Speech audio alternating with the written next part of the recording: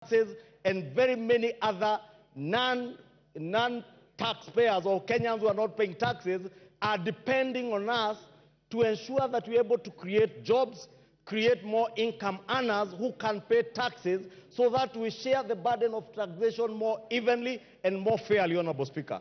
And that is part of the prime objective of this Finance Act of 2024, to ensure that we raise revenue, we protect our manufacturing sector, Honorable Speaker, we create jobs, and more importantly, Honorable Speaker, we deliver services to the people of Kenya, Honorable Speaker. I am glad, as the President said yesterday, Honorable Speaker, that the conversation in this country now has changed. We are no longer debating in this House, Honorable Speaker, these interjections, I find them unnecessary. I think Babu Owino thinks we are outside Central Police Station. Thank you so much, Honorable Speaker. Honorable Speaker, we cannot sit here. What standing order are you on? 91. 91. Honorable Speaker, why is it that it's only my standing orders that you are confirming, Honorable Speaker? The rest you are giving. Baba Owino, everybody has been subjected to the same treatment. What I want to say is very important and urgent, Honorable Speaker. Yes, what is out of order? Thank you, Honorable Speaker. Honorable Speaker, I've heard the submissions made by Honorable Ichung'wah, and I want to say that at first I thought that they were important and detailed, but I've just realized that the important parts are not detailed and the detailed parts are not important. He's talking about manufacturing. Honorable Speaker, I want to educate Honorable What Ichung'wah. is out of order? This is where I'm coming to. Pursuing a counter argument. This is where I'm coming to, Honorable Speaker, on matters economics, because Honorable Ichung'wah is claiming that if we increase taxes for imports, that is what he's saying, that if we increase taxes for imports, imported goods, then we will give an opportunity for industries, local industries to grow, which literally is normally true. But in our situation as a country, Honorable Speaker, we are going to promote what we call foreign absorption, where money is going to leak from... Order, Honorable Baba Owino. Order, take your seat. Order, Honorable Baba Owino. When you take your seat. You are pursuing a very healthy argument, but it's very far from a point of order. When you are given an opportunity, pursue that argument and convince your colleagues. When you stand on a point of order, ordinarily you start this way. Mr. Speaker, is it in order for the member on the floor to say this and this and this, when in fact the fact are this and this, or contrary to this standing order? You've shot up on my permission, and you're pursuing a very healthy argument on the bill that has no relationship with what the member on the floor was saying, because that is your argument, that's his argument. Thank you, Honorable Speaker, for that guidance and protection. Honorable Speaker, I was saying many of the amendments that have been proposed by the Finance Committee in a big way cure the numerous concerns that Kenyans had over this finance bill. And therefore, that's why I want to plead with this Honorable House, let us do what is right. I know there are those who are tempted to do that which is popular. It is very popular to join street demonstrations, to be seen as a hero rescuing people from police stations when they are arrested out of whatever they are arrested on in the streets. But as a leader, and we are here as leaders, Honorable Speaker, as a leader and as leaders, Honorable Speaker, we must do that what is right. And Honorable Speaker, when this administration came to power about 2 years ago, our fiscal deficit as a percentage of GDP was at 6.7%. We were projected to borrow 1.1 trillion shillings, Honorable Speaker, in the first year of this administration. That today, Honorable Speaker, with the budget that this House adopted 2 or 3 weeks ago, has gone down from 6.7 to 3.4%. That is on account of sound economic policies. It is on account of doing what is right rather than what is popular. Honorable Speaker, I know many of these members have been intimidated around the country, being told, utatupata 2027, or you get us in 2027. I want to give you the highest assurance. What the people of Kenya will judge you against is whether or not you are able to deliver on the promises and the pledges you made to them on delivery of services. It shall not be possible to deliver services, to build roads, to build schools without generating revenue for the country, Honorable Speaker. We cannot be a country that lives on debt, Honorable Speaker. And I'll beg for additional time because of the interjections, Honorable Speaker. Honorable Speaker, 2 years ago, we were not just surviving on borrowed money. Honorable Speaker, we were on the verge of defaulting on our international and national domestic debt obligations, Honorable Speaker. From last year, end of last year, Honorable Speaker, it became clear, not just to us within the country, but to the world at large, that Kenya was never and was not about to default on its debt obligations, Honorable Speaker. That is why, Honorable Speaker, today, unlike 2 years ago when the price of funga was at a high of 260 shillings, today the price of unga is at a low of 100 shillings, courtesy of the right economic policies and not what is populist. Give him 2 minutes to wind up. I have 15. Pardon? I have 15, they had time to 10, and the interjections. I'll give him an additional 3 minutes. Yes, Wamshomba, hold the time. Wamshomba, what's your point of order? And under what standing order? Mr. Speaker. Give her the mic. There's one next to you. Thank you, Mr. Speaker. I rise under standing order number 90. As a member who has pecuniary interests on matters sanitary towels, as a user, because I'm a user, do I qualify?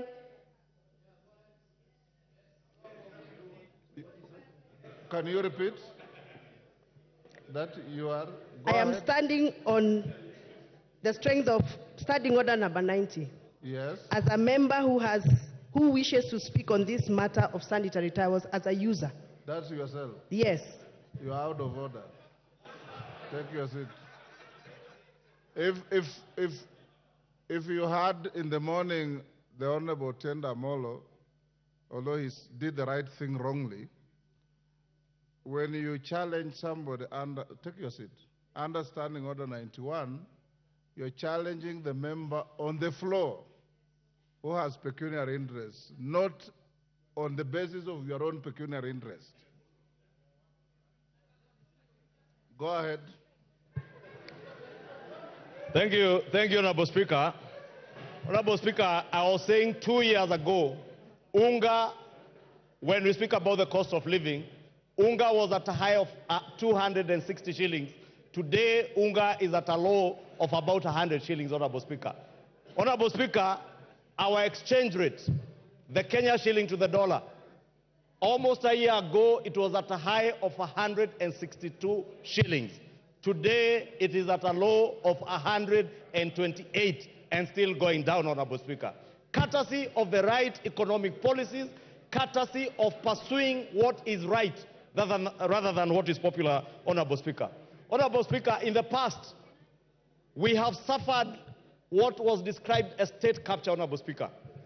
This bill, Honorable Speaker, in a big way addresses the question of state capture. Honorable Speaker, there are companies in this country that have survived largely on what is called tax expenditure and manipulating the system around tax expenditure, Honorable Speaker, especially around the question of VAT refunds. This bill, Honorable Speaker, is addressing the loopholes that bedevil our country through people who are well connected, who use the system to beat the tax system, Honorable Speaker, exploiting tax refunds to make bigger profits for their companies, Honorable Speaker. Honorable Speaker, speaking to state capture, Honorable Speaker, we built an SGR infrastructure over 10 years ago. You have 1 minute. You would be shocked today, Honorable Speaker, there are people who are still claiming tax deductions around buildings that were done with the SGR.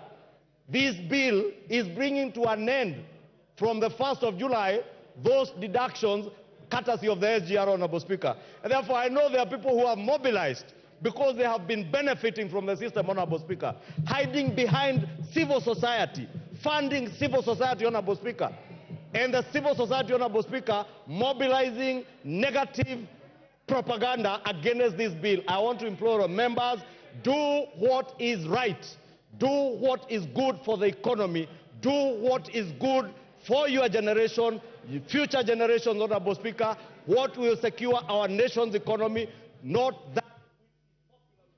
Your time is up. Nabi Nabwera. Nabi Nabwera.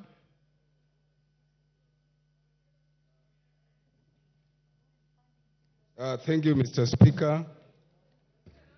I want to raise a number of issues. Yes, Millie Odhiambo, what is the problem?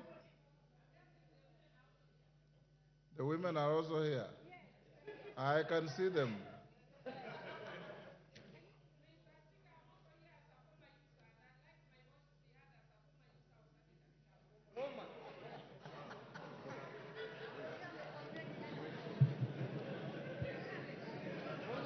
Mr. Speaker, Mr. Speaker. Yes, order, Nabi. Yes, Gichunga, what is the point of order? Honorable Speaker, because Honorable Millie was not on record, you may not have heard what she said, but she said she wants to speak as a former user. Honorable Speaker, of sanitary items.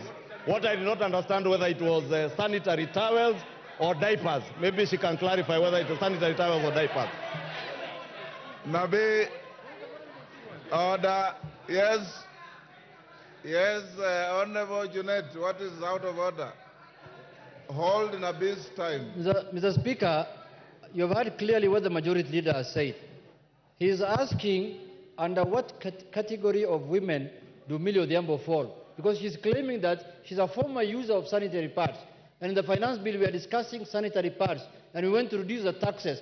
Is she going to benefit from that? Is she opposing or supporting, Mr. Speaker?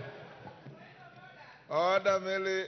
You don't need rocket science to understand what you said. I understood you clearly, and we don't want to engage in debate. Nabi Nabwera, continue. Thank you, Mr. Speaker. Mr. Speaker, today, I've had a lot of time to reflect on whether this country, we want to move it forward, we want to have it stagnant, or we want even to become repugnant. I'm saying this, Mr. Speaker, because any progressive country, any progressive system, we should have started by looking at our 2023-2024 Act, Finance Act, and asked ourselves the question, has it served us well?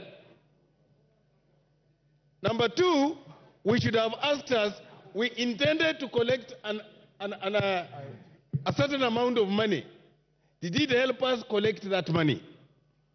Number three, what has been the business performance for the period that 2023-2024 covered? And finally, Mr. Speaker, we should ask ourselves, has the current Finance Act helped us to mobilize savings? What is our saving ratio as a country? Mr. Speaker, as I look at that and evaluate the 2023-2024 Finance Act, I return a performance ratio of 44%. With that kind of performance ratio, you cannot come up with another act, a bill to repeal that act, which increases the number of taxes, the amount of taxes to the public. Because you have failed to collect over 300 billion. Mr. Speaker, whereas the chairman of the Finance Committee presented to us a report here, which looked progressive, unfortunately, it fell short of curing the problems in this bill. What are the problems in this bill? Mr. Speaker, if you look at Schedule 4 and Schedule 3, then you return a no acceptance to this bill.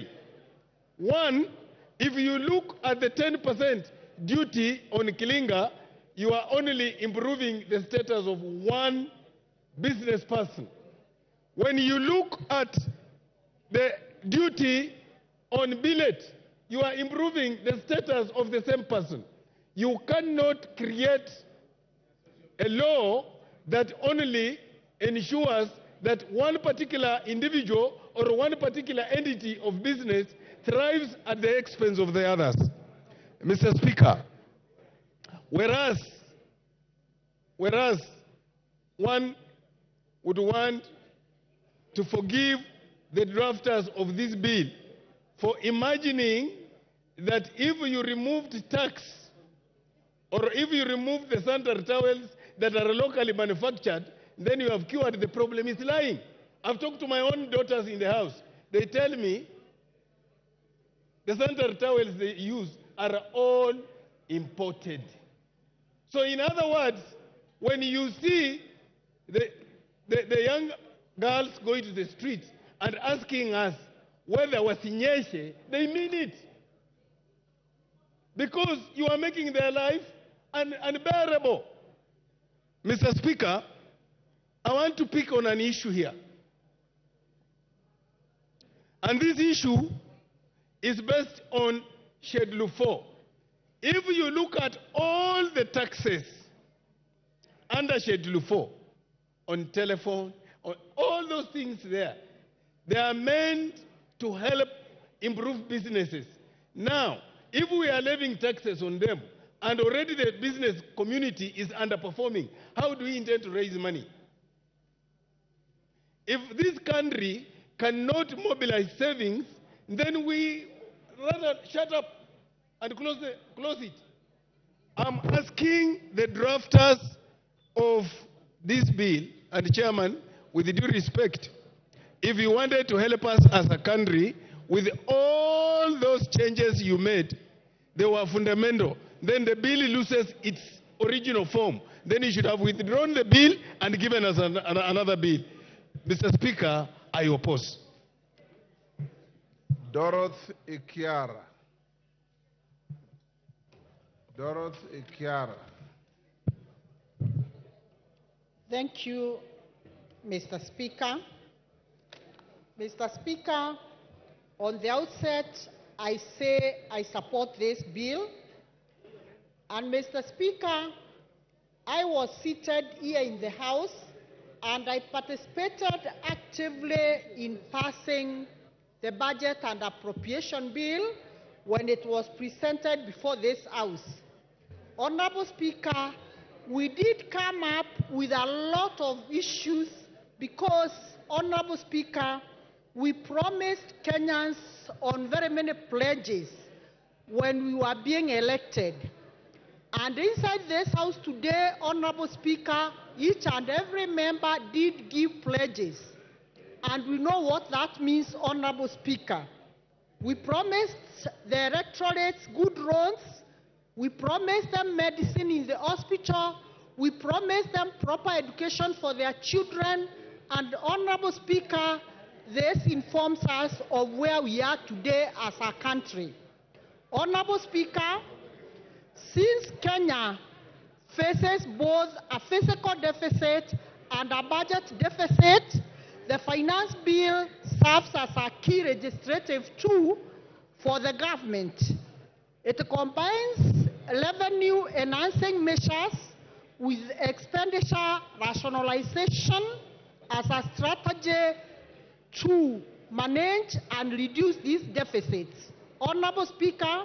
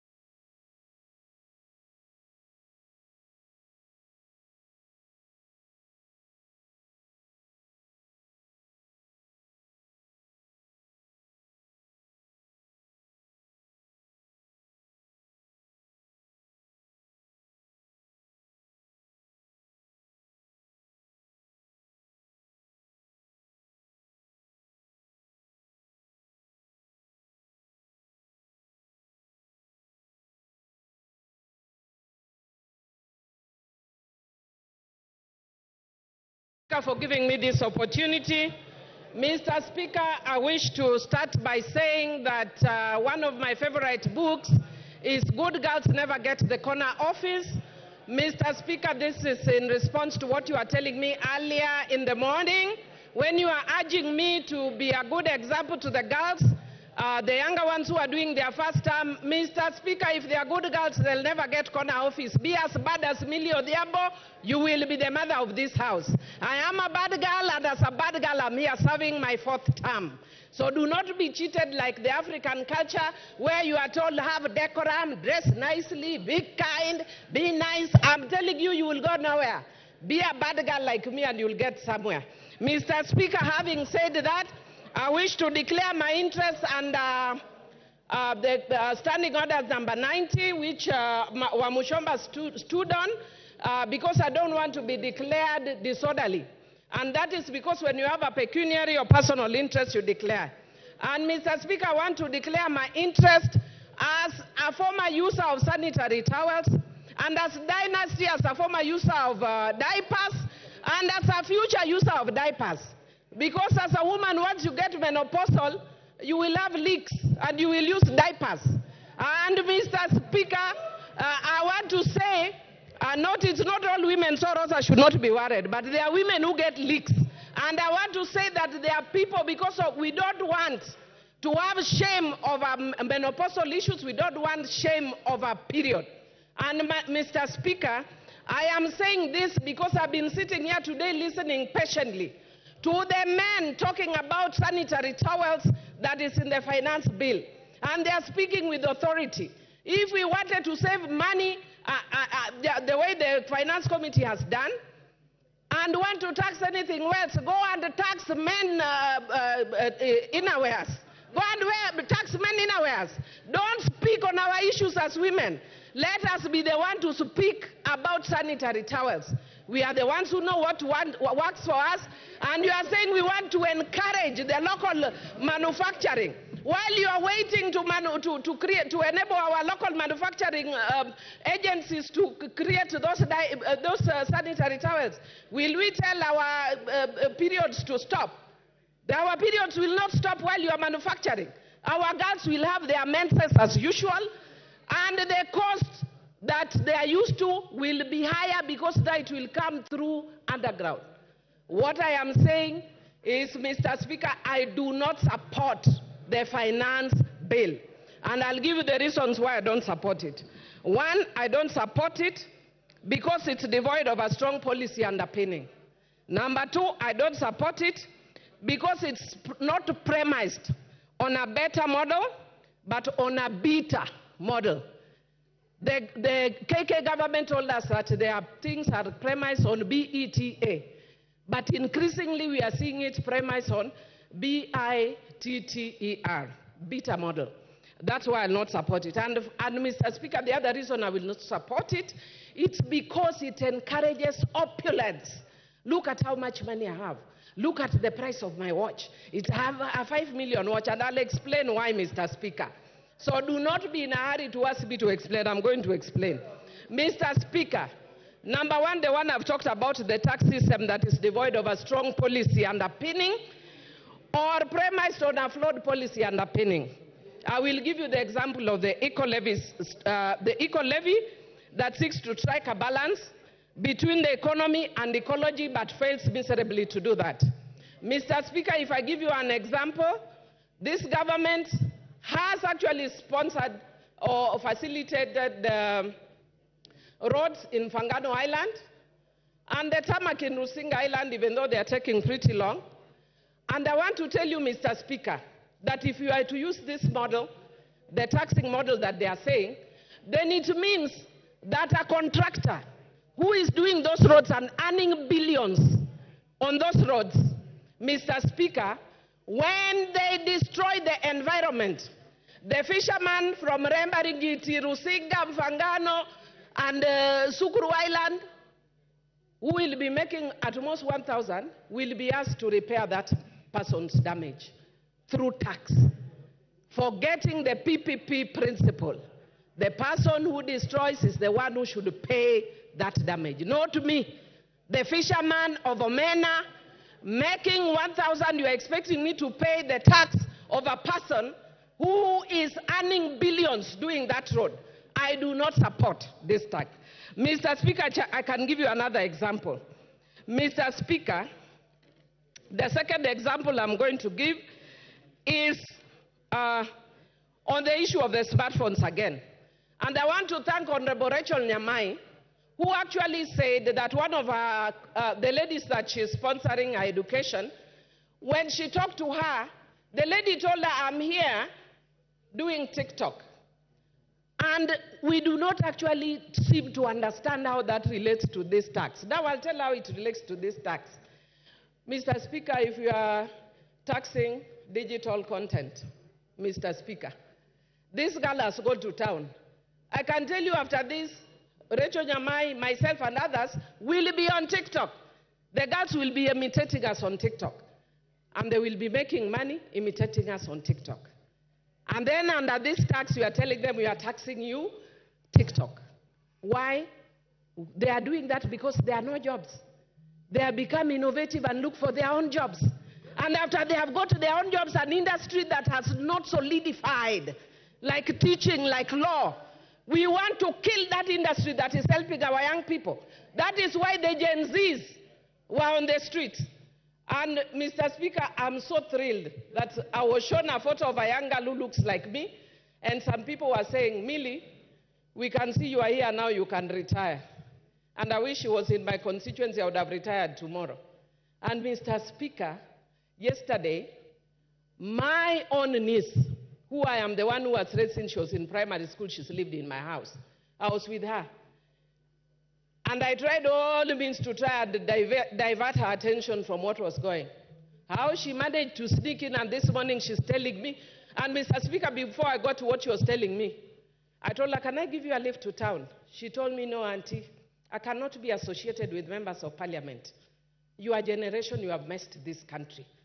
We have to fix it. Gen Z. If we do not take Tuesday, Super Tuesday, as a wake-up call as a country, I don't know what else will take up as a wake-up call as a country. And I want to tell the president, who I served with in the same committee in parliament, who was my classmate in the university, fire those guys that you have hired who are giving you economic advice. They are not helping you at all. How do you even imagine bringing something like taxing bread, even if it is as a joke? That is a joke carried too far. That is a joke carried too far. You can crack those jokes elsewhere. You can find a situation where the young people have burnt the country based on your joke. Try those jokes elsewhere. Because Kenyans are suffering. Kenyans are tired of being taxed. And if we cannot listen to the Kenyans who are tired of being taxed, we have no business being in this house. We must listen to the Kenyans. And I want to say that you have done well in trying to deal with some of those issues. But there are still very many that are still here, Mr. Speaker. Because we have a short time, I may not mention all of them. But I want to say, like, for instance, the eco-levy. We are talking about trying to be environmentally friendly. Yet the things that we are taxing, we are not doing exactly that, Mr. Speaker. And we are taking away jobs of young people by the tax. Look at the increase in fuel. We are taking with the right hand. We are saying we are removing the tax with the right hand and adding with the left hand. Mr. Speaker, I had a lot to say about this, but I can see my time is almost up. And what I can see on my side, they want to add me. But I want to say that because of time I may not speak, but I just want to urge the president, fire the guys who are around you, listen to Kenyans. I was speaking to some of my colleagues here. Thank goodness I've been here for a long time.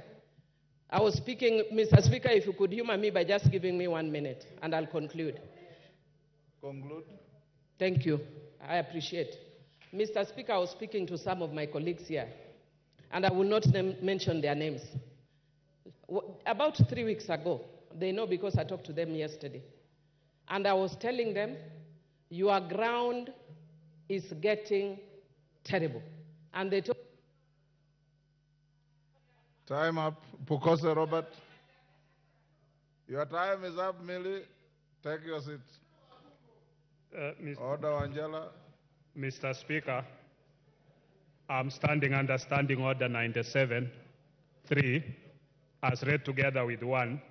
Honorable Bowen had requested that, this is a very important bill that the Kenyans are watching, and they want to hear what their members of parliament are saying about this, and whether they have listened to their issues that they have raised about this bill.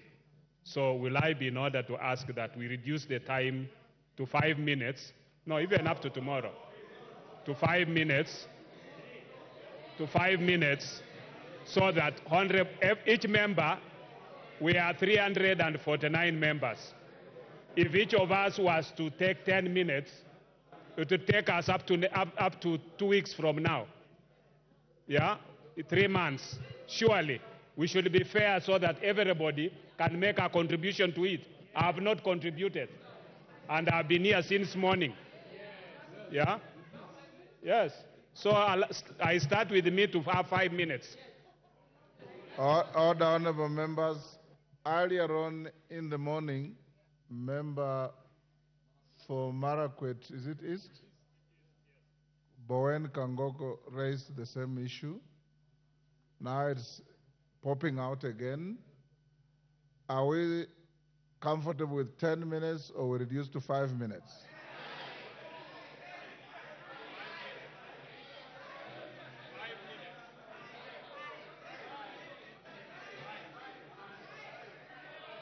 Order. Yes, Rafael Wanjala. Wanjala, I see you raising. That 5. Otienda Amolo. Order. Otienda Amolo. Support 5.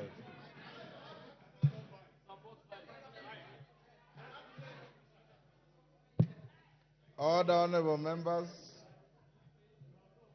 I will put the question. Will those who want the time to be reduced to 5 minutes say aye? Aye. Will those who want to retain 10 minutes say nay? Nay.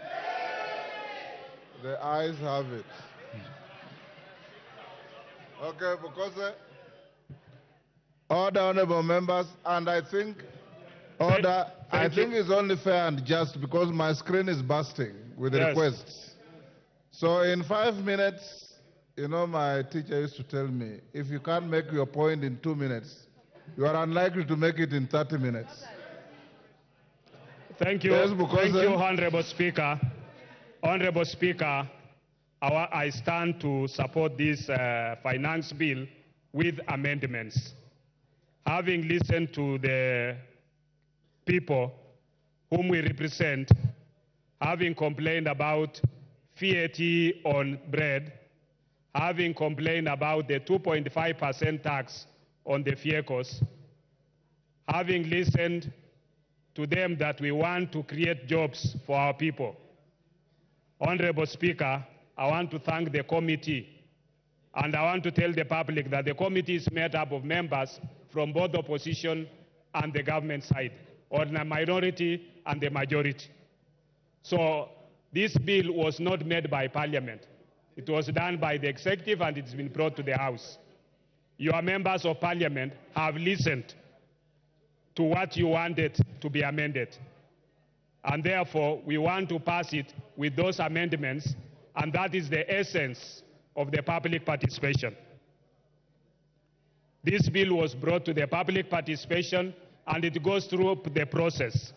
Honorable Speaker, when you listen to people outside there saying, reject the bill, this bill is also important because it has to raise part of the revenue to finance what the public requires from the government. And because it has to finance that, as we speak today, we've raised the money for counties to 400 billion. This bill is going to raise 346 billion. That 346 billion will be added with what is being collected in taxes to make it 400 billion so that the counties can have money to offer services. This is going to meet the budget deficit from what the government is collecting. So it is what the government continues to collect. And we need the public to understand that when a finance bill is done, it is a bill that will come into effect to support what the budget requires for the government to deliver. And therefore, we cannot say reject it in total, but you can also suggest what amendments should be done. And I think as people's representatives, we want to ask our Kenyans who are outside there, if you have amendments, you can approach your member of parliament, and the member of parliament can still have time to create that amendment. So the issue of saying reject the bill, I think should not be there. But we should be able to make those amendments, and I hope that our counterparts from the minority side will support those amendments so that we can be able to deliver and make sure that we have listened to what the Kenyan public demands of us. With those few remarks, Honorable Speaker, I support with amendments. Honorable members, before I go to the next speaker, allow me to go back to order number 5 and allow the chair, JLAC, to table a very important paper in furtherance of one of the NADCO bills. Murugara, get a working mic. Give him a working mic.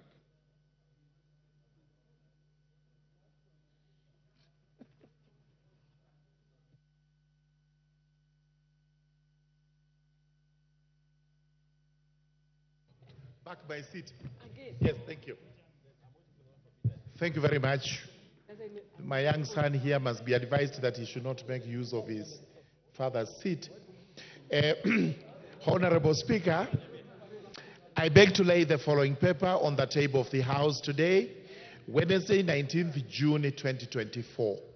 Report of the Departmental Committee on Justice and Legal Affairs on its consideration of the Senate amendments to the Independent Electoral and the Boundaries Commission Amendment Bill, National Assembly Bill number 10 of 2024. Thank you very much, Mr. Speaker.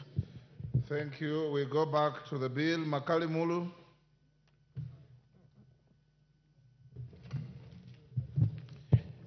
Thank you very much, Honorable Speaker. Honorable Speaker, I want to confirm that I've taken time to read through the bill itself and the report, which is 389 pages. Honorable Speaker, the idea of using 5 minutes is good, but I think it also discourages some of us who take time to read some of these reports.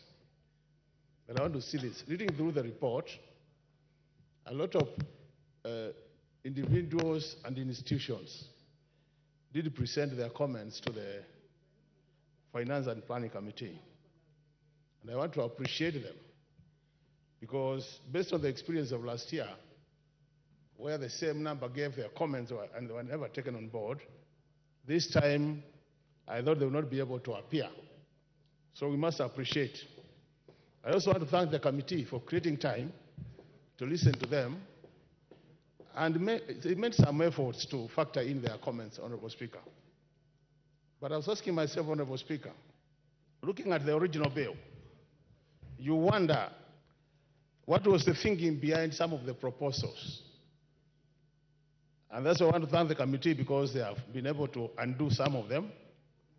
But because I don't have a lot of time, I'll focus on what the report is saying and what I think from where I stand, that things have been made worse instead of being made better.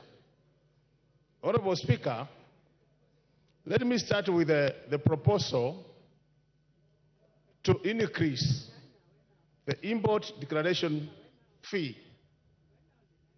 If you look at the presentation by edible oil companies, Honorable Speaker, and the presentation by Kenya Association of Manufacturers, as well as the presentation by the Kenya National Commerce and Industry, Chamber of Commerce and Industry, they were proposing that, Honorable Speaker, the import declaration fee be maintained as it is, because by increasing that fee, you'll actually be increasing the cost of production. The reason being most of our factories and industries depend on imported inputs to produce their outputs. So as a result of that, the solution was that you either maintain the fee as it is so that you don't increase the cost of production. What has the committee proposed? The committee has proposed to increase that fee from 2.5 to 3.5%. Meaning automatically, Honorable Speaker, by doing that, you increase the cost of imports which are coming to this country as inputs, and as a result of that, you increase the cost of production. When you increase the cost of production, automatically, Honorable Speaker, that cost will be transferred to the consumer. That will make our goods uncompetitive in terms of price. And that's why you see, Honorable Speaker, in this country, despite us talking about import protection, people are buying things which have been brought from other countries and buying at a cheaper price than we are producing them. So these to me are the critical issues. The second item, Honorable Speaker, is the Railway Development Levy. The NTV companies did propose that it is now at 1.5. And they propose that we maintain it as it is, and by doing that, we'll have saved the cost of the oil by about 72 shillings per litre. What has happened?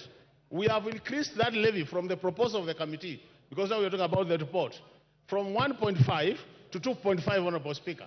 So, Honorable Speaker, if you look at that, what have we done? We are likely to increase the cost of production, because that levy will be levied on all the goods which are imported, and then a good which will go through our railway transport system, Honorable Speaker. So again, instead of helping our manufacturing sector, we are making it worse. To make things worse, Honorable Speaker, if you look at this report, the last clause is a proposed new clause to increase fuel maintenance levy by 9 shillings, Honorable Speaker, by 7 shillings. Anytime you touch fuel in this country, Honorable Speaker, you touch the whole sector, you touch the whole economy, and by doing that, Honorable Speaker, you increase the cost of production, and this will directly affect the Wajikos, the Mwendes of this country, and I can tell you for sure, Honorable Speaker, this now bill, the proposed amendments are going to make this bill more worse, and it's a very good candidate for voting no at the point of voting. With those remarks, Honorable Speaker, I want to submit and say that. Time up. Kangoko Bowen.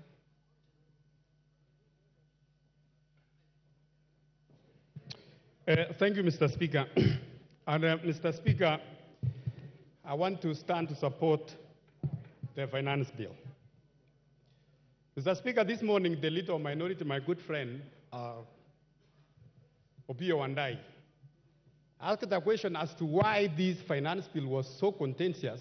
And since we have had a finance bill since 1963, and the finance bill 2024-25 is creating a serious issues, including demonstration in the streets. Mr. Speaker, I want to say this. What is outside there, Mr. Speaker, or what the people outside there, what they have been told by activists and people who have not read the bill, Mr. Speaker, is completely misleading. Mr. Speaker, I know there has been some contentious clauses in this bill, but Mr. Speaker, as moved by the chair of finance this morning, Honorable Speaker, you will find that the bill which was proposed by Treasury, the committee looked at the bill and they proposed several amendments which are actually people-friendly, Mr. Speaker. Mr. Speaker, I want to say that in the original bill, there was a 16% VAT on bread. And Mr. Speaker, the bill in the House, or the report in the House now, as by the committee, that VAT has been dropped. Mr. Speaker, the proposal to have 2.5% motor vehicle tax, that clause now has been dropped. Mr. Speaker, the exercise duty, which was proposed in the original bill, especially on vegetable products, Mr. Speaker, that one has been dropped. The Honorable Speaker, the eco-levy, which is, we have had many of our colleagues here discussing. This one, Mr. Speaker, as many of my colleagues who spoke before me, it can only attract on imported finished products. And Mr. Speaker, we want to move from a trading country to a manufacturing economy. We cannot be a country which is importing almost everything, importing including even a tissue paper.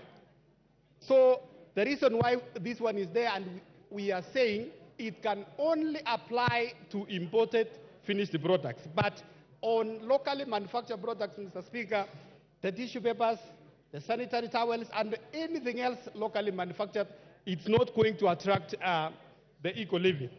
Mr. Speaker, some months back, we saw many of our farmers across the country. We saw in Murang'a, we saw in central Kenya, and across the country, that they were required to file their sales using the e-teams. Those e-teams, those avocado farmers who were told to give a KRA e-teams, Mr. Speaker, under this finance bill, the e-teams has been dropped. And any other small business which is 1 million and below, Honorable Speaker, is not going to attract the e-teams. Mr. Speaker, the other day, the Cabinet Secretary of Treasury, Mr. Speaker, read the budget, the national budget, 2024-2025, before this House. That budget proposed, including the increment of counties, the monies to the counties to a tune of almost 400 billion. There is an increase in CDF. There is an increase of about 50 million per constituency in electricity. And Mr. Speaker, we can only achieve that if we can pass the finance bill. Mr. Speaker, on the taxation, which we all support, the finance bill proposes to increase taxation on cigarettes and tobacco products, on alcohol, and also on betting, gaming, and gambling, Mr. Speaker. Mr. Speaker, we have many of our youth who have got lost because of these issues of betting and gambling. The proposal to increase tax, Mr. Speaker, is to make sure that in that space we control our young people and also we direct them to a very good cause in this country. So, Mr. Speaker, I want to say also on the issue of alcohol. We have seen many of our young people, they have got lost and drunk with the cheap alcohol. With the increase in tax, it's going to address this. Time up. Otienda Molo.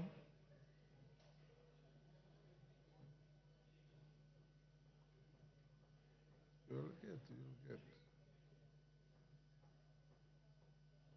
Give him the mic. Thank you, Mr. Speaker. Mr. Speaker, on the outset, I oppose this bill.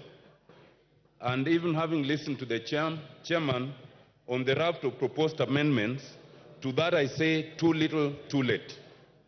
Mr. Speaker, first of all, I think I have myself recorded 120 reasons for rejection of this bill.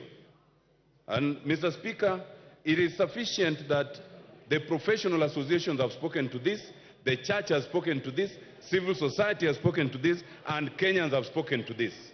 There are legal reasons for rejecting this bill. There are financial and economic reasons, Mr. Speaker. There are humanitarian reasons. But more fundamentally, it is a moral question. This regime has lost the capacity for shame and does not even regard Kenyans. Mr. Speaker, I was tempted to attack some of these entities, the church, some ambassadors, because they are the ones who are the forefront for supporting this regime. But I will forgive them. I will only tell them, it is good you have realized the error of your ways. This regime, Mr. Speaker, needs to understand the etymology of governance. The whole idea of governance is that the people voluntarily relinquish some of their rights and liberties for the government to protect them. But in this case, we have a government that does not want to protect its citizens, it actually wants to decimate them. We must reject that idea. Mr. Speaker, it is important to understand that a budget is made for the people. And traditionally, it is the people who must be listened to. We have a draft bill whose origins is essentially the Bretton Woods institutions, the IMF, and secondarily the World Bank. Mr. Speaker, the Bretton Woods institutions were never made to further the interests of developing countries. The Bretton Woods institutions were established in 1944 essentially to protect and the war-ravaged countries, which essentially were all the developed countries. Therefore, when they come and they give us prescriptions, those are prescriptions that must be taken with a pinch of salt. In the 1980s and the 1990s, they gave us what was called the structural adjustment programs. It is only when Kenya, like other countries, rejected those subs that we started going somewhere. Now we are in a situation where the Bretton Woods institutions have come back in full swing in the face of the executive. It must be rejected.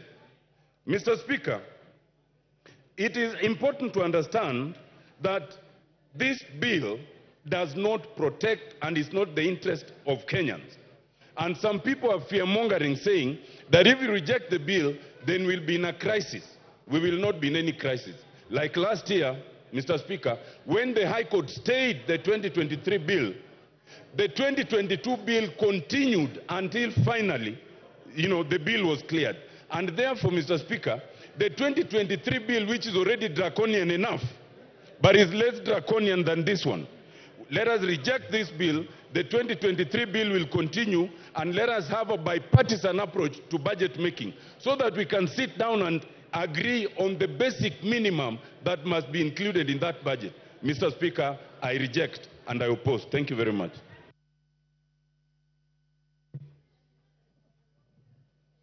Paul Melly. Julius, sorry, not Paul. Julius Melly, Chair Education. Give him the mic.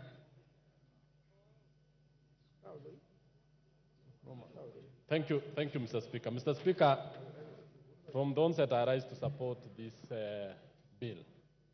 Mr. Speaker, this bill is quite progressive, and I want to ask members who have opted not to read the report, and I think as part of the parliamentary procedures, Mr. Speaker, you gave your guidance that every other bill that is tabled in the House procedurally goes to the committee, and the committee did its work very diligently, led by Honorable Kimani Kuria.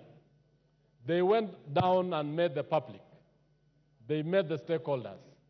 They met all the Kenyans who actually gave their suggestions to this particular bill.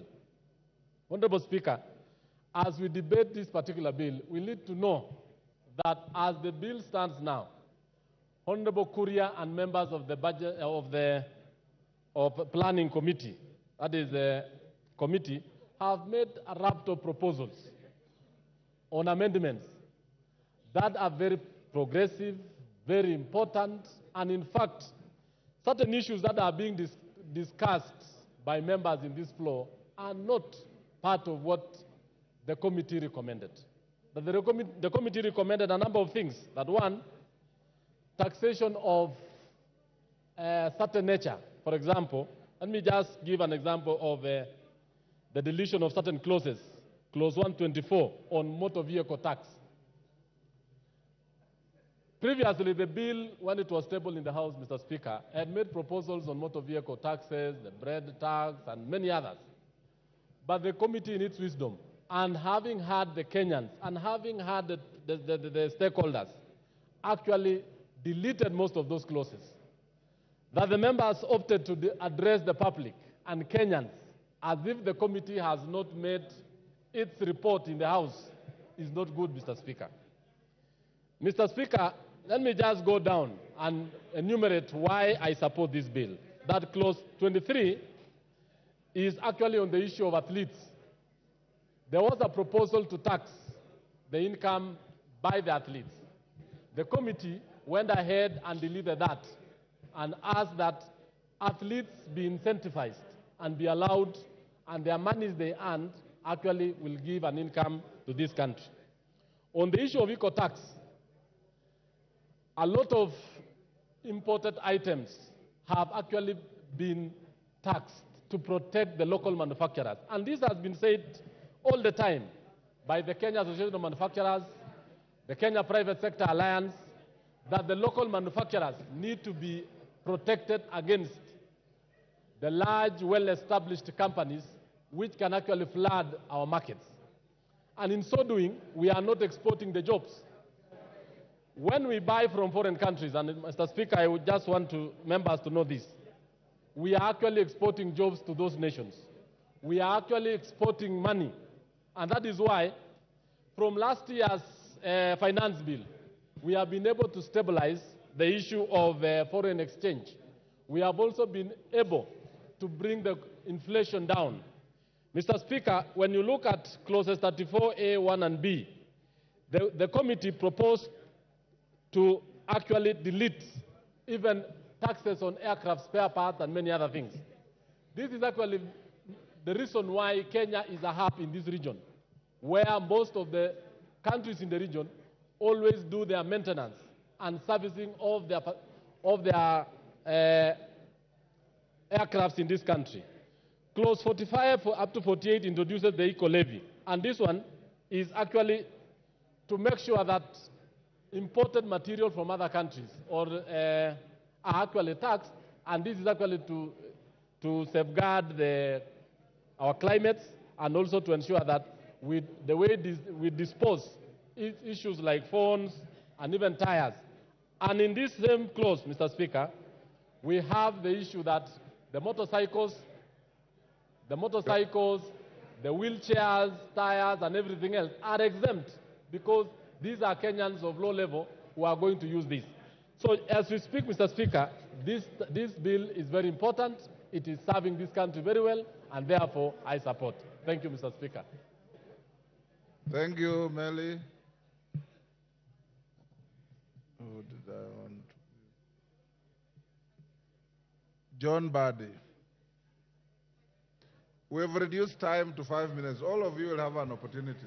Thank you, Mr. Speaker. Mr. Speaker, I want to start by saying that since President Ruto took over power, I've never been to State House.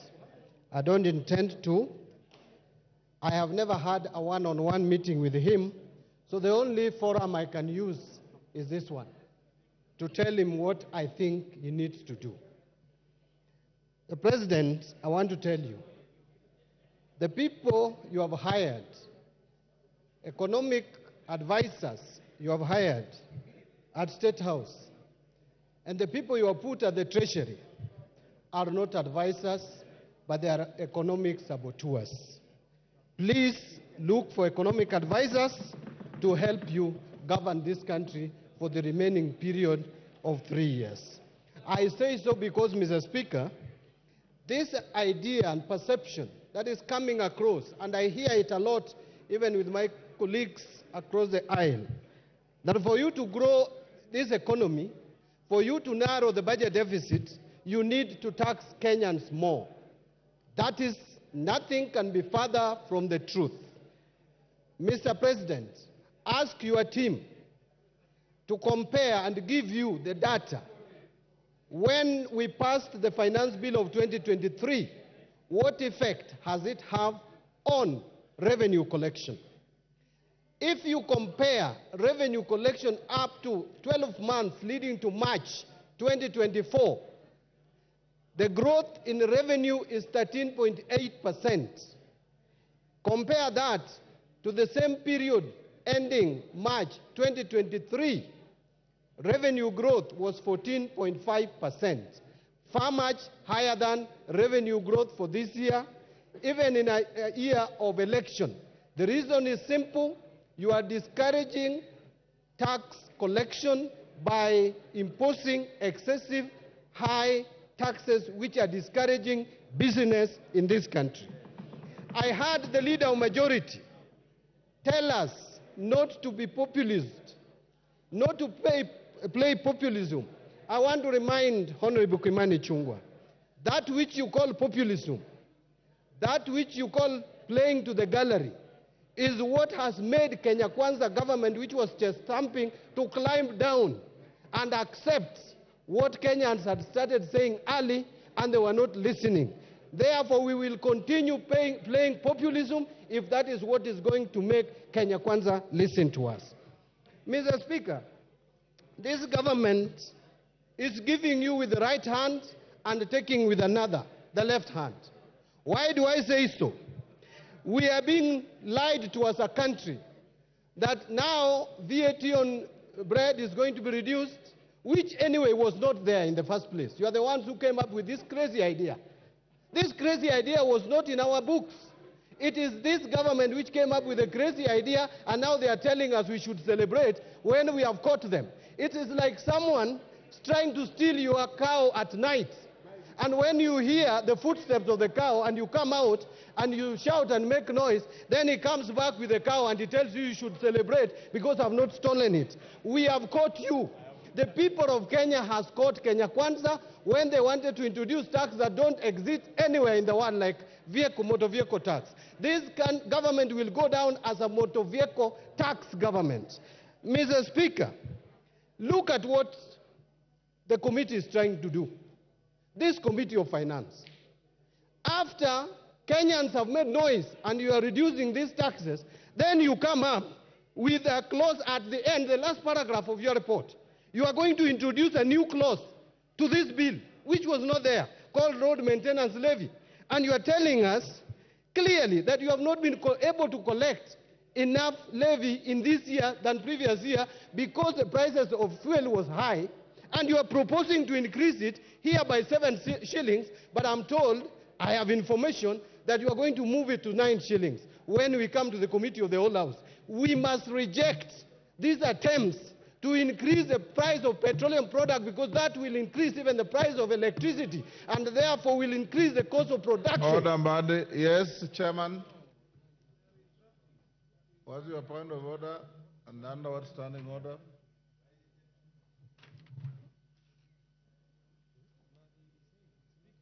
Give him the mic. Honorable Speaker, I raise under standing order number 91. Is it in order for my very learned colleague and senior in the profession to mislead He's this not learned, House? he's educated. Okay.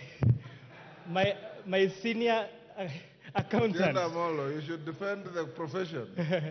Is it in order, Honorable Speaker, for CPA Bandi, an experienced accountant and a very experienced lawmaker, to say and to inform this House that the report on the Finance and National Planning is amending the road maintenance levy to increase fuel prices? He should know better that an increase in the fuel prices is contained under regulations on the Kenya Roads Board Act. And therefore, introduction of increase of fuel cannot be done on a finance bill. It is just a matter of simple logic that such an experienced legislator should know, Honorable Speaker. Yes, Badi. Finish up.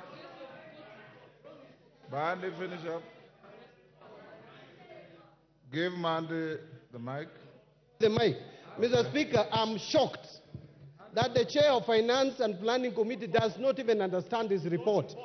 Let us go to page 3, is it 397 or 377?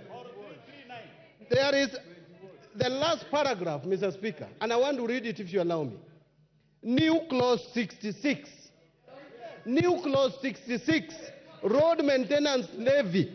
The committee notes that the road maintenance levy is charged on all petroleum. Don't want to read all that. It says, the addition of the committee to help raise sufficient funds to maintain and repair roads across the country, the committee recommends an increase of the levy pursuant to Section 3 of the Road Maintenance Levy Fund Act from 18 shillings to 25 shillings per litre on all petroleum products.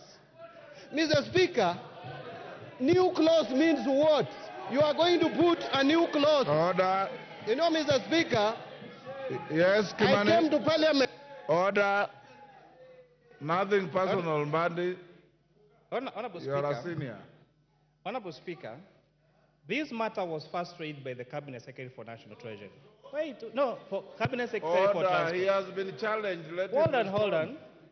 The committee extensively deliberated on this matter. And it's a matter of fact of law that you cannot bring an amendment to increase fuel through the Kenya Roads Management Act. And therefore, Honorable Speaker, so when the committee will be proposing amendments during the committee of the whole House, we have already submitted our report that this cannot be done on this finance bill, and that is a fact. So, in as much as Honorable Speaker, our friends here, on one hand, they are saying they want to discuss the finance bill, the proposals as they are. On the other hand, they are saying they want to discuss the report. I think they should also declare whether they want to discuss the finance bill with the report as it is. Order. Next, Murumba Chikati. Order. You have an opportunity to amend this bill at committee of the whole. So hold your horses and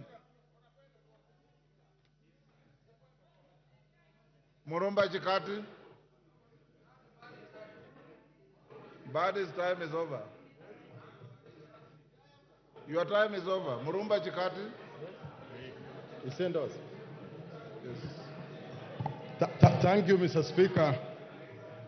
Mr. Speaker, while supporting this bill, let me also try and look at the needs that are facing our country across the sectors. Mr. Speaker, one of the biggest challenges and why I support this bill. Yes, order, Chikati. What is out of order, women rep for Migori? Mr. Speaker, under what standing order? You will get it. I'm a first time. I don't know the standing order well, but you need to know that there are women in the House. Mr. Speaker, kindly balance. If you can't see us, we can walk around. You'll be seeing that there are some female figures in the House. Are you alleging that Millie Odhiambo is not a woman?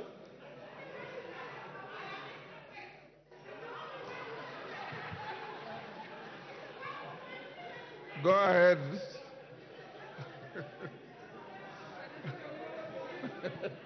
Yeah? Chief?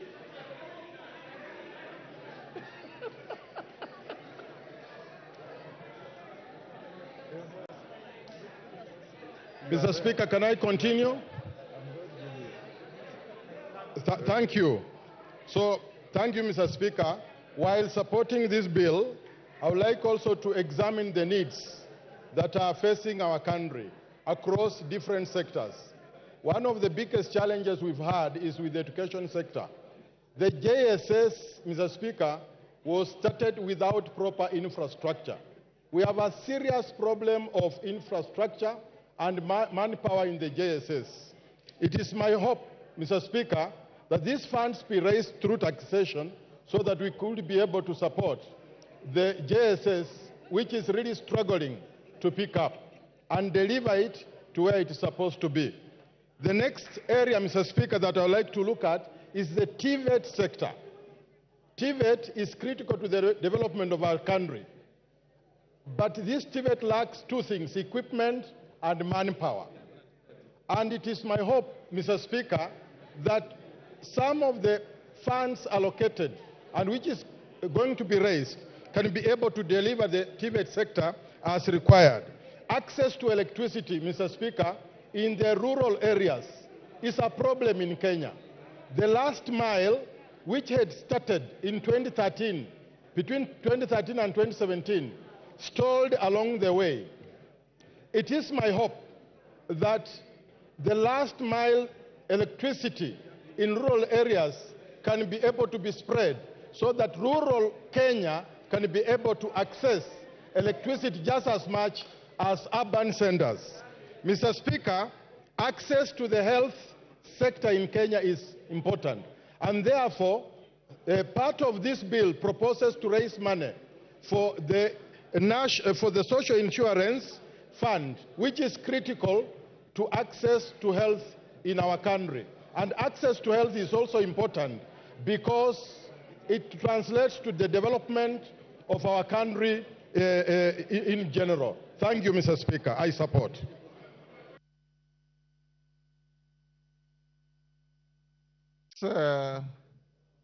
Chikatu, you finished? Yes, what's your point of order? Sorry, I was consulting with the chairman. Mr. Speaker, there seemed to be a serious level of misrepresentation in the documents that we are looking at. And we trusted that the report by which we are comparing the debate on the bill is accurate, is honest, and is straightforward. It has transpired by the words of the chair of the committee, who has signed the document, that the document did not bear this issue on RMLF.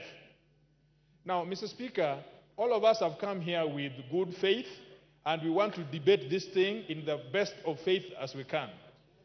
We have even accepted that these issues, although they are going to come in future, in fact, it is like we are anticipating debate, but we have accepted that the chair of the committee will do what is honorable, which will be to make these amendments at the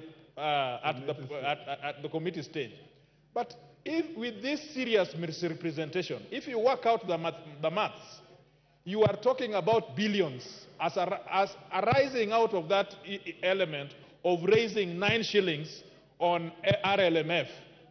Now, do we still have good faith that we are dealing with a report which will end up in changing what people are saying out there?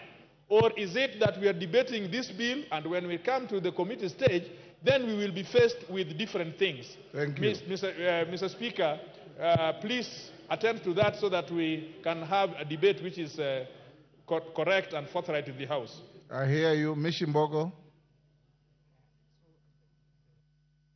For the point, Kajwang, I hear you. Mishimbogo. Asante sana Mheshimiwa Spika. Mheshimiwa Spika, kwanza niwapatie kongole wa Kenya kwa kusimama kidete na kuweka kilio cha haki katika mswada huu wa fedha. Na niweze kusema kama ulivyosema, tunazungumzia ripoti na tunazungumzia pia huu mswada wenyewe. Na katika ripoti imezungumzia haswa ya kwamba wataweka kifungu 66 waweze kuongeza pesa ile ambayo itakuwa inatoka katika mafuta kutoka shilingi, kwa sababu iwapo itaongezwa basi itakuwa yale yote ambayo yamerekebishwa ni bure, kwa sababu ukiongeza mafuta umeongeza uchukuzi, umeongeza mambo ya kutengeza bidhaa, umeongeza kila kitu, yale yote itakuwa ni bure. Jambo la pili, Mheshimiwa Spika, hata sisi kama Wakenya, iwapo tunataka kukimu bajeti yetu, haiwezi kuwa njia ni moja tu ya kuweka ushuru kwa Wakenya ambao ni walalahoi na wamefuka ukutani. Lazima tubadilishe mbinu, lazima tuwe na mbinu mbadala ya kufufua viwanda, ya kujenga viwanda na kutafuta njia ya kupata mapato ya taifa letu la Kenya kupitia rasilimali nyingi ambazo tunazo katika taifa la Kenya.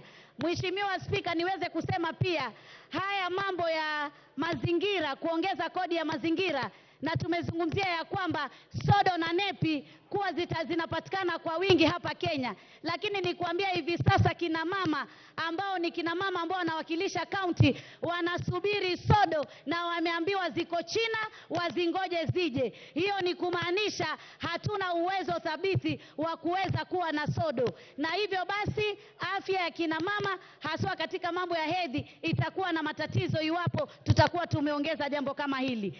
Jambo la pili, mambo ya mafuta ya kutoka kwenye miti na kutoka kwa wanyama, ile Kiingereza tunasema edible oil. Kwa nini ipunguzwe na isitolewe kabisa, isiwekwe sufuri ushuru? Hii ni kitu ambacho kinatumika, bidhaa inatumika na Wakenya wengi wale walalahoi. Kwa hivyo jambo hili lazima tulitowe.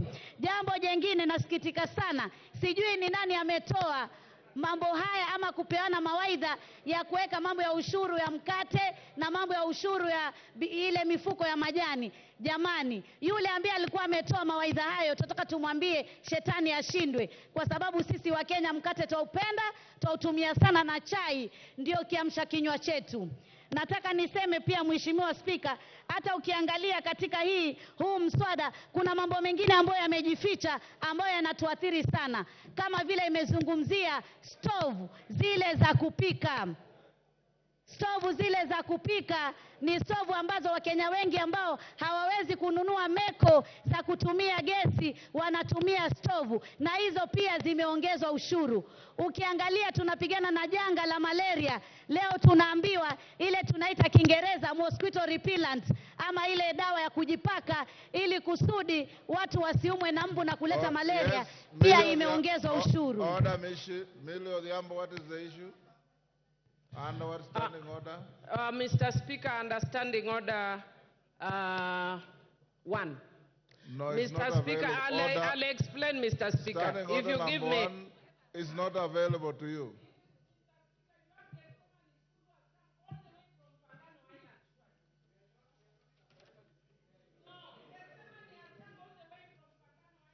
Millie, I have the school here and I'm going to acknowledge them. If that is what you want to raise, and it's out of order for you to shoot into the debate on finance bill to mention a school from Mfangano. Take your seat. Take your seat. Mheshimiwa Spika, bidhaa zile ambazo zinatoka nje ambazo tunasema tutaziwekea ushuru, lazima tuwe waangalifu tusije tukaweka ushuru katika bidhaa za kutoka nje ambazo sisi kama taifa bado hatujatengeza viwanda vya kutosha, kama zile clinkers. Sasa hivi tunajenga manyumba ya bei nafuu na tunatumia materials nyingi sana, na hivi basi hatuna viwanda vya kutosha vya kutengeza bidhaa kama hizi. Kwa hivyo lazima tuangalie wakati mwafaka ambao tunaweza kuongeza ushuru kwa bidhaa za kutoka nje wakati tumetimiza na tumekuwa na uwezo kama taifa la Kenya. Vile vile pia nataka niseme ya kwamba mambo ya magari, ambapo magari tulikuwa tunaambiwa ya kwamba ni mapato, na tulipoambiwa ni mapato ya kwamba tuweze kutoa ushuru. Nataka kusema magari si mapato. Magari ni ile tunasema asset, kwa Kiswahili rasilimali, na huwezi kumtoza mtu ushuru katika rasilimali. Jamani, tupunguze matumizi ya kiolela katika maofisi yetu. Ofisi ya naibu wa rais inataka kufanyiwa marekebisho mabilioni ya mapesa. Ukiangalia bei ya kununua hiyo ofisi na bei ya marekebisho ni tofauti sana. Lazima tuangalie ufujaji wa pesa tuweze kusaidia taifa la Kenya, lakini tusitegemee mambo ya ushuru peke yake tukaona tunaweza kukimu bajeti yetu. Nataka niseme sisi kama Wakenya tuendelee kusimama kidete, tusingoje wanasiasa tunapoona mambo yanatukwaza, haswa haya ya kiuchumi. Tusimame sisi wenyewe kidete tuweze kusikia sauti zetu zikizungumziwa. Jambo jingine ambalo ningetaka pia kuzungumzia, niseme ya kwamba tuweze pia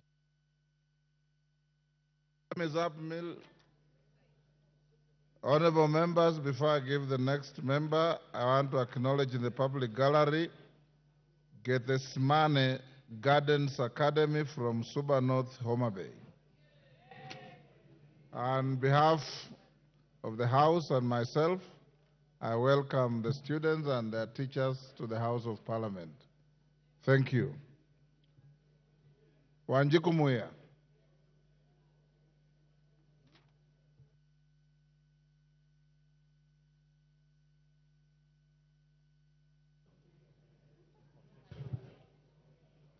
Thank you, Honorable Speaker. I stand to support the Finance Bill 2024 because the proposal from Nyandarua County and Kipipiri have been heard. And I want to confirm to the farmers from Kipipiri that their potatoes will not be taxed. But having said that, Honorable Speaker, as the chair of regional integration, I want to put information to the House that as EAC we are a community. And I want to discourage members from debating and indicating that the bill is against the eggs from Uganda. That is not the essence of having a community. We can debate it nicely. The eggs from every region within the community are allowed. You can have them from Uganda. So constrain debating on that matter, because as long as you pay, but let us discourage to discuss that the eggs from Uganda, the onions from Tanzania. We are a community, we can also sell to them. Honorable Speaker, I want this House to be honest, to the Kenyans and more to the Gen Z. Honorable Speaker, we have a budget. And because many members have debated on the issues that were raised by Kenyans, and I want to congratulate the committee by the very able chair, Honorable Kuria, because they had the proposal of Kenyans on vehicle, on agriculture, on all those things that have been debated. I want to restrain myself from debating on the same and seek that this House become honest for once to the Kenyans. Honorable Speaker, we must ask ourselves, do we need a budget? Of course, yes, we need a budget. How do we finance the budget? Honorable Speaker, the Council of Governors have been camping at State House asking for more funds. Honorable Speaker, these members, led by myself, have been camping at Honorable C.S. Murkomen asking for roads. Honorable Speaker, these members have been speaking of JSS teachers, asking for billions to pay them. These members have been speaking for the old, asking for more than 40 billions to pay the senior citizens. And so, it beats all the logics that we can join the public in the gallery and the bloggers and Jay-Z, and instead of educating them, that even if you go to the road, you can only go to the road, but then you don't need to have the roads in your constituency. Instead of us as members informing the public that we need money, 600 billion for education, we are supporting the public and raising the emotions, which in my view, I think it is dishonest. It is honest to educate the public that the county governors were camping at State House because the citizens, in fact, it's a cycle, Honorable Speaker, the citizens back home were also camping at the governor's residence and their offices asking for projects. Why we go to Murkomen is because our citizens also come to our offices, our phones, and our homes, also asking for the project. So it is a whole cycle. And somehow the budget is also political. You need to do a road in your constituency. The governors need to do their project in their counties. Where will the president get the money? The money has to be raised. And then there is no need of raising emotions and trying to support the bloggers who are only saying reject the finance bill, and yet they are not saying reject the roads in our constituency. Honorable Speaker, I want to put a point about the treasury boards. As much as we want to defend the locals, we also need money, and no village can stay alone. We also need money from investors. I have seen that the Treasury Board, particularly the infrastructure, and I'll be moving an amendment I have already put possibly to your office or the clerk. It will be charged effective July 5%, while for investors will be charged 15%. I feel this is very high, on the very high side, and for purpose of continuity of government earning money and quick money from treasury boards, particularly the infrastructure, it is my hope that my amendment and those who support me will go through. Honorable Speaker, without so much, I just want to insist that this House be honest. We need budget, and budget. Thank you, Muya. Honorable members, I want to repeat what I order. Order. Those who intend to file amendments, remember we said by 1 o'clock tomorrow, you must have filed your amendments. Beyond that, they will be rejected. Okay? Babo Wino.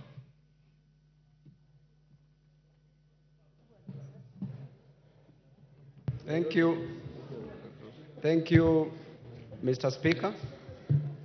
Mr. Speaker, I rise to oppose the bill, the finance bill 24-25, on the following, based on the following grounds. That number one, Mr. Speaker,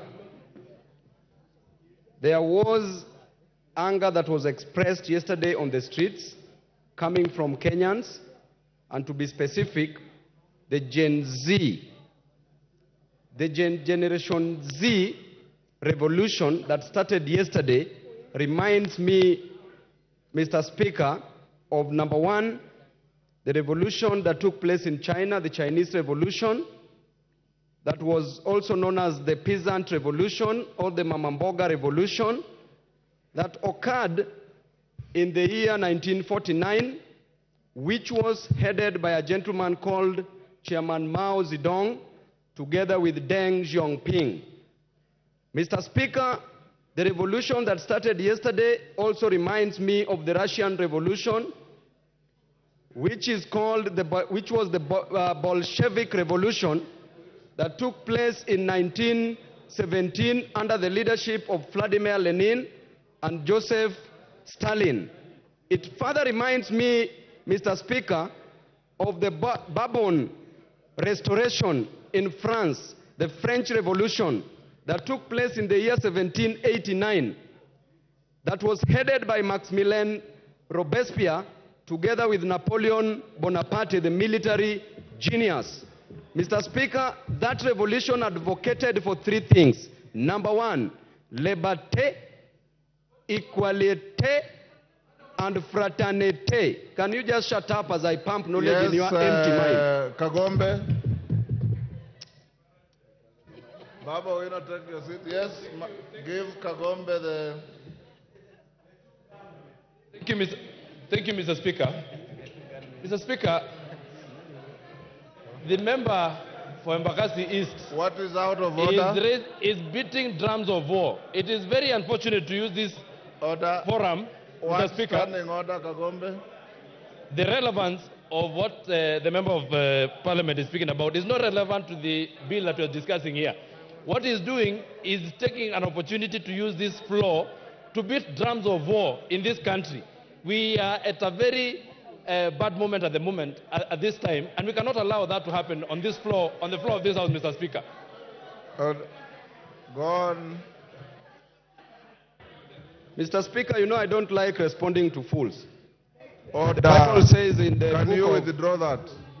It's There are in the no book, fools in this house. in the book of Proverbs 26, the Bible says, Mr. Speaker, that never respond to a fool because the... Order, Babu Wino.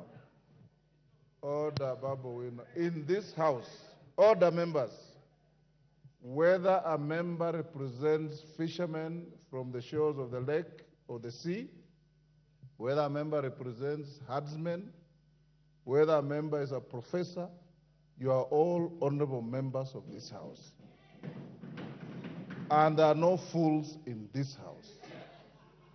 And I want to warn you, Babu Wino, respect begets respect. Respect your colleagues, they will respect you. There are no fools here. Can you withdraw and apologize? Mr. Speaker,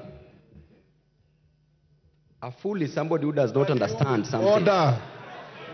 Order. Order, Babu If I Wino. think that somebody is a fool, why should Order. Order, Babu Wino. You withdraw and apologize, or I truncate the mic and give the floor to somebody else. Give him the mic.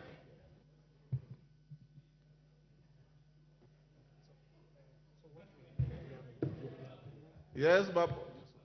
I withdraw. And apologize. I don't apologize, Mr. Speaker. Withdraw and apologize. You can give the mic to somebody else, Mr. Speaker. Okay. And I don't withdraw. Okay, truncate the mic. Mutunga. Yes, Chonga. Give the mic to Chonga. Thank you, Speaker. Mr. Speaker, you made a statement before the House went for lunch that people should not even need to remove their cards from the sockets. Mr. Speaker, They didn't. I went there, Mr. Speaker, after lunch I was number 7. When I came here, I was told I'm still number 7. Right now, the number of members who have contributed are more than 30, Mr. Speaker.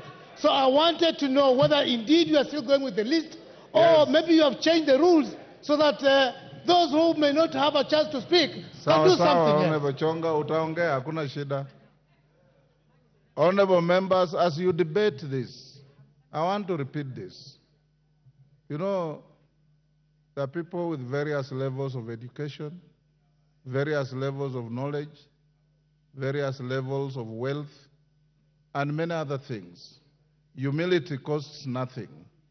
Respect costs nothing. The fact that somebody has said something you don't like doesn't make him a fool. The fact that somebody has said something you don't agree with doesn't make him a fool. Enda soma kitabu kiliandikwa na Mwalimu Nyerere akifafanua tofauti ya pumbavu na mjinga na utaelewa. Endelea Bwana Mutunga. Thank you, Honourable Speaker, for the opportunity to also add my voice to this debate. Honourable Speaker, I stand to support the adoption of the committee report towards the amendments to the finance bill. Honourable Speaker, Kenyans have spoken and Kenyans have been heard. Many are times when you say that Kenyans are not heard, but this time around, Honourable Speaker, Kenyans have been heard and they have significantly changed the content and context of this bill. Honourable Speaker, the importance of the finance bill is that it gives the government the ability and the force and the mandate to support development, to support the running of the government itself. This is done by this House because we are mandated by the Constitution under Article 114 to impose or vary the different rates and taxes that different individuals and institutions do pay. Honourable Speaker, many speakers have spoken to revenue generation by governments. Government can get money from international trade, which we are not doing a lot. International trade does not mean one way. It's not importation. A lot more of exportation so that we may be able to earn foreign exchange and even make money as a government through taxes.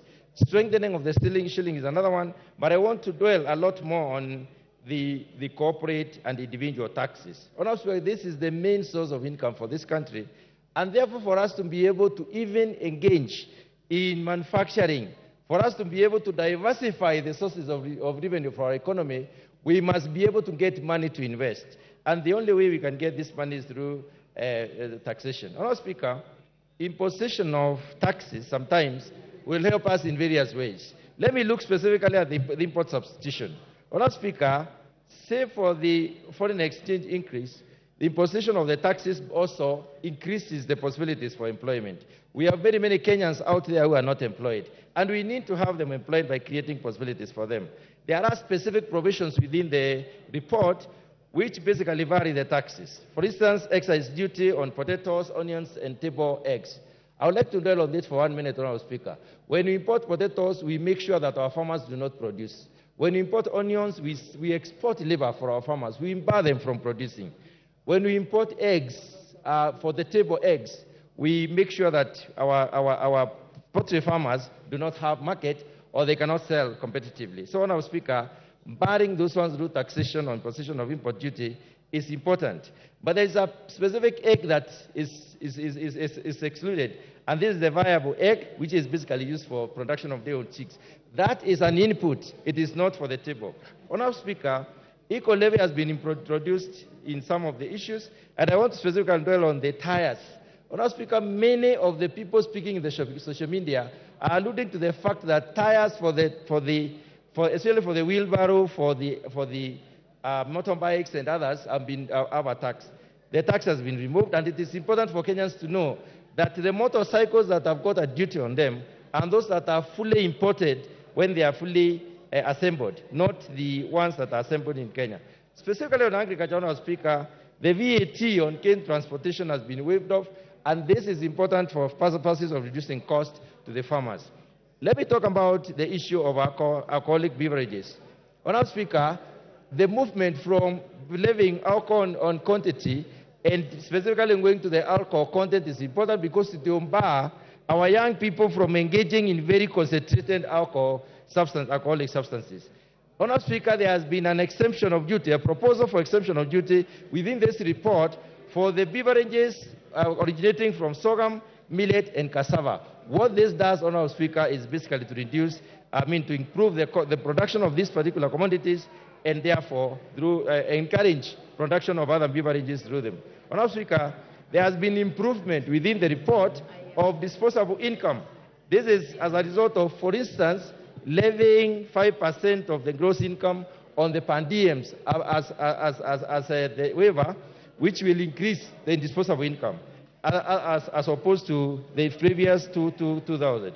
Also, the inclusion of SHIF and the housing levy as statutory deductions also increases the disposable income. The final one I want to talk about is the motor vehicle circulation levy. This was a major issue, and I had also proposed to bring an amendment on this particular issue, but I'm glad the report recognized that and did away with it. Honourable Speaker, this report is balanced. We must raise some money. We cannot reduce everything. We cannot remove everything. We should be able. Thank you. Honorable Oundo.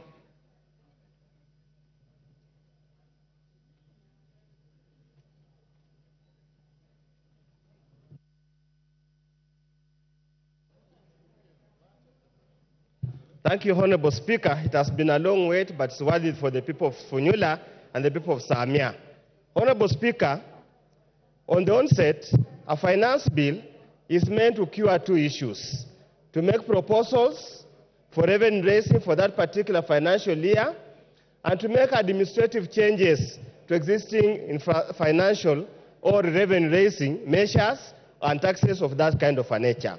Honorable Speaker, as I stand here today, I join the Kenyans all over the country who have been very unequivocal that they reject this particular bill. And they reject it emphatically, and they have got very valid reasons to reject it, Honorable Speaker. I'm here to represent the people of Funyula because there's an established principle, no taxation without representation. So, Honorable Speaker, I'm here on behalf of the people, and I state what the people of Kenya have told me.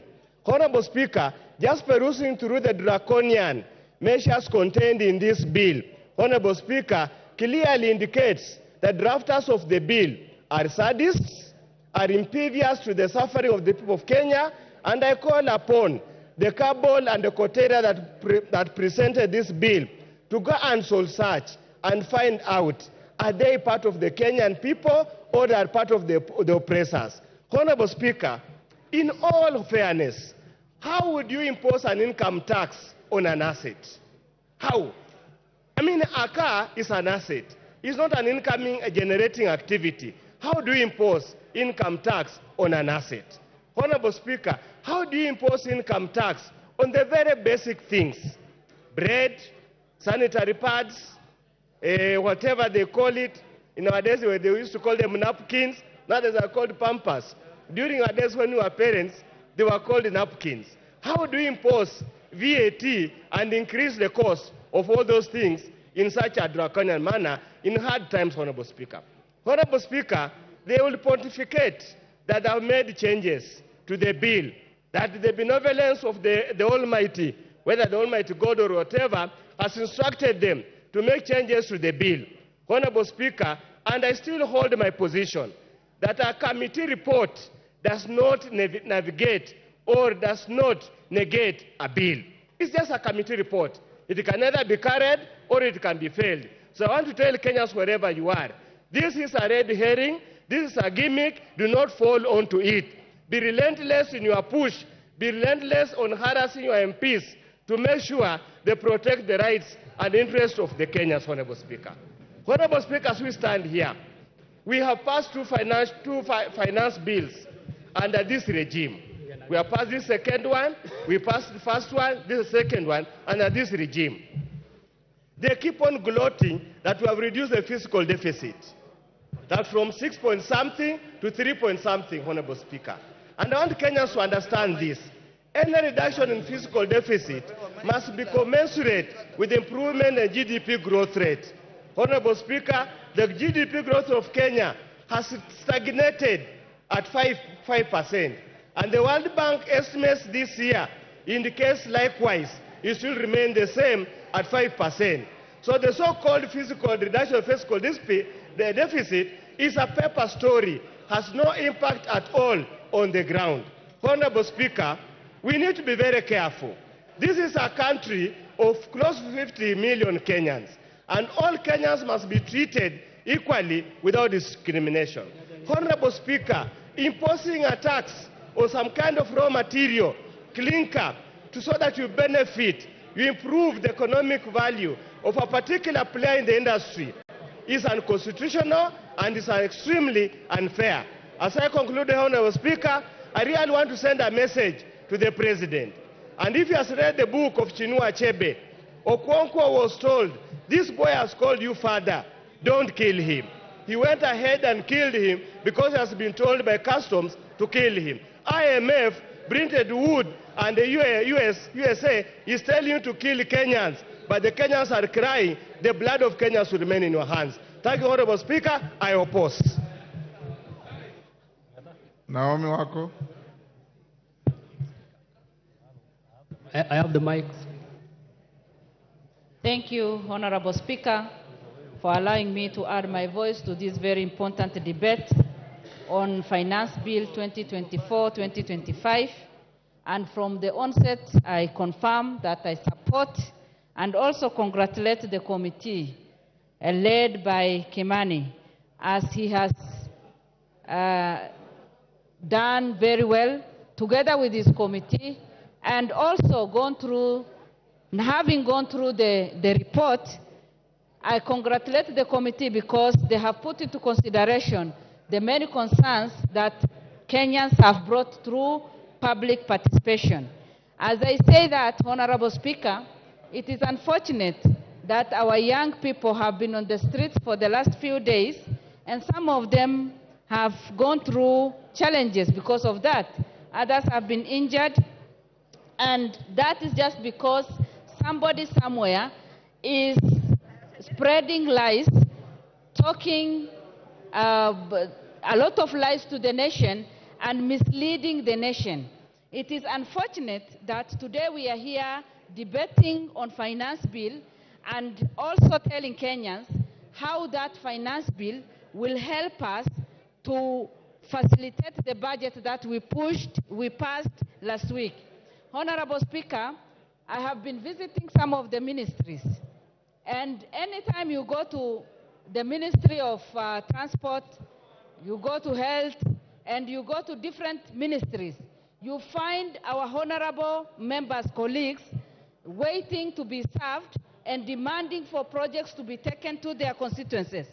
And unfortunately today, they are here fighting the methods of financing our budget and supporting the budget they have been pushing for. When some of us are here in the House and debating and trying to push the agenda for the government, them they are moving from one place to the other, looking for opportunities to do businesses in the ministries and with the Kenyans, and today they are here fighting and misleading Kenyans. Honorable Speaker, the most important thing that we can do today, it is to help our government to be self-reliant. And by doing that, we will be able to reduce the dependence on foreign assistance, the finances that we receive from there. When we took over this government, it is quite clear that the economy was very bad. But today, we are not there. Honorable Speaker, I support this finance bill because for the first time, you remember very well that pastoralists lost their livestock, 80% of our livestock. And for the first time, 1 billion has been put in the budget, which this finance bill will support. For the first time, the school feeding program has been well catered for. For the first time, the teachers, 20,000 teachers will be added, and again, after employing 50,000 teachers. Honorable Speaker, the government is quite focused, and that is why, and listening to the people, we have that listening here. The government has been listening through public participation, and that is why today we are saying 16% VAT on bread has been removed. VAT on transport, on sugar, and has been removed. And no increase on mobile money transfer. It remains 15%. And these are some of the things that activists keep cheating people and spreading lies and making our young people to go on the street. My advice to people is, let us support this and see the fruits, because by passing false information to people, we will not help them. But by passing this, then we'll be able to support our budget and facilitate different ministries so that we can bring the transformation that we want. I fully support, and let us make sure that Kenya is self-reliant. Thank you, Honorable Speaker. Susan Kiamba. Thank you, Honorable Speaker, for giving me a chance to also contribute to this very important bill. First and foremost, I think it's prudent for Kenya to compare itself with our neighbors in terms of the tax rate.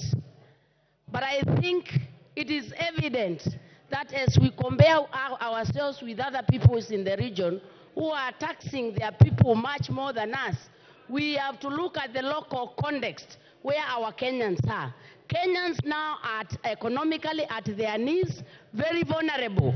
And anybody attempting to add anything on top of the suffering Kenyans, it will not actually do justice. So I think it is very dishonest for us to compare ourselves or to get input from international financiers and imagine that Kenya is in the same situation. It's important to realize that since COVID-19, the economy of Kenya has not picked up. And having to tax Kenyans higher than that is making them not only vulnerable, but actually not being in a position to survive.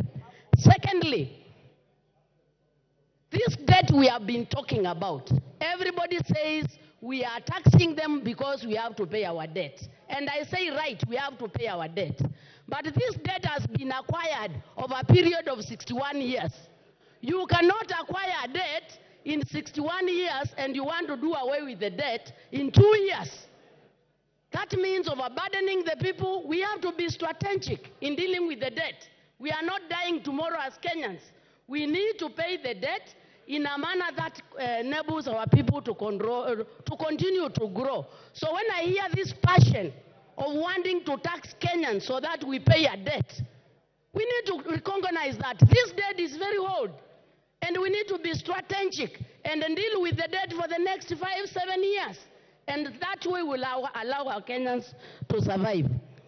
Thirdly, Honorable Speaker, it is very shocking, even since Finance Bill 2023, we are borrowing money to do reproductive activities.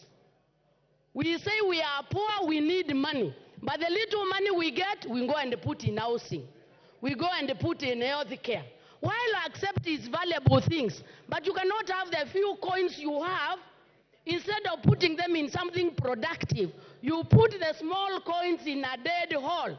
When you build a house, when will it generate income so that we collect taxes? I think we need to sit down and have a finance bill that is strategic, enabling, and can take Kenya forward. We cannot have a finance bill where the little money we have, we are actually putting them in a hole. When we go and build everybody a house, it is a good thing, but is it right for us now? The small money we have, we must put it in a reproductive activity. And I do not see anything like that in this finance bill. Honorable Speaker, I think when we did Finance Bill 2023, Kenyans had very many problems. The Finance Bill 23, we have not even seen the fruits. People are still in burden. They are still overburdened. We've never seen the fruits. I think it is prudent. I think it is prudent to wait for the interventions we did, to wait and see where the kind of fruits we are getting, so that the finance bills are progressive, building from each other. We should not just be very passionate of collecting taxes without enabling the Kenyans to grow. Let's look like some of the investment. One of the very strategic projects in Finance Bill 2023 was the Hustler Fund. Where are we in Hustler Fund? Nowhere. Getting money, putting in horse, and then you ask Kenyans to give more money. From where? You cannot milk a cow that is eating nothing. Amen. We need the Kenyan citizen to be fed with something to promote the economy so as to milk. How do you milk a dead cow? The Kenyan citizen is dead. We need interventions that enable the Kenyan person to thrive. So I think it doesn't make any sense to think of taxing the Kenyan when they are actually a dead cow. Order, Kiamba, there's a point Honorable of order. Speaker. Order, there's a point of order. Yes, Wanjiku Muya. What is your point of order and what standing order? Give her the mic. Honorable Speaker, I'm starting on point of order number 91. Is the member in order to state to the House and mislead the nation that there is no hustler fund? Can she substantiate? And secondly, for the member to say that there is no fruit and she is even earning the salary herself. And CDF. Kiamba, your time is up. Your time is up. John Paul Mwirigi. Your time is up. John Paul Mwirigi.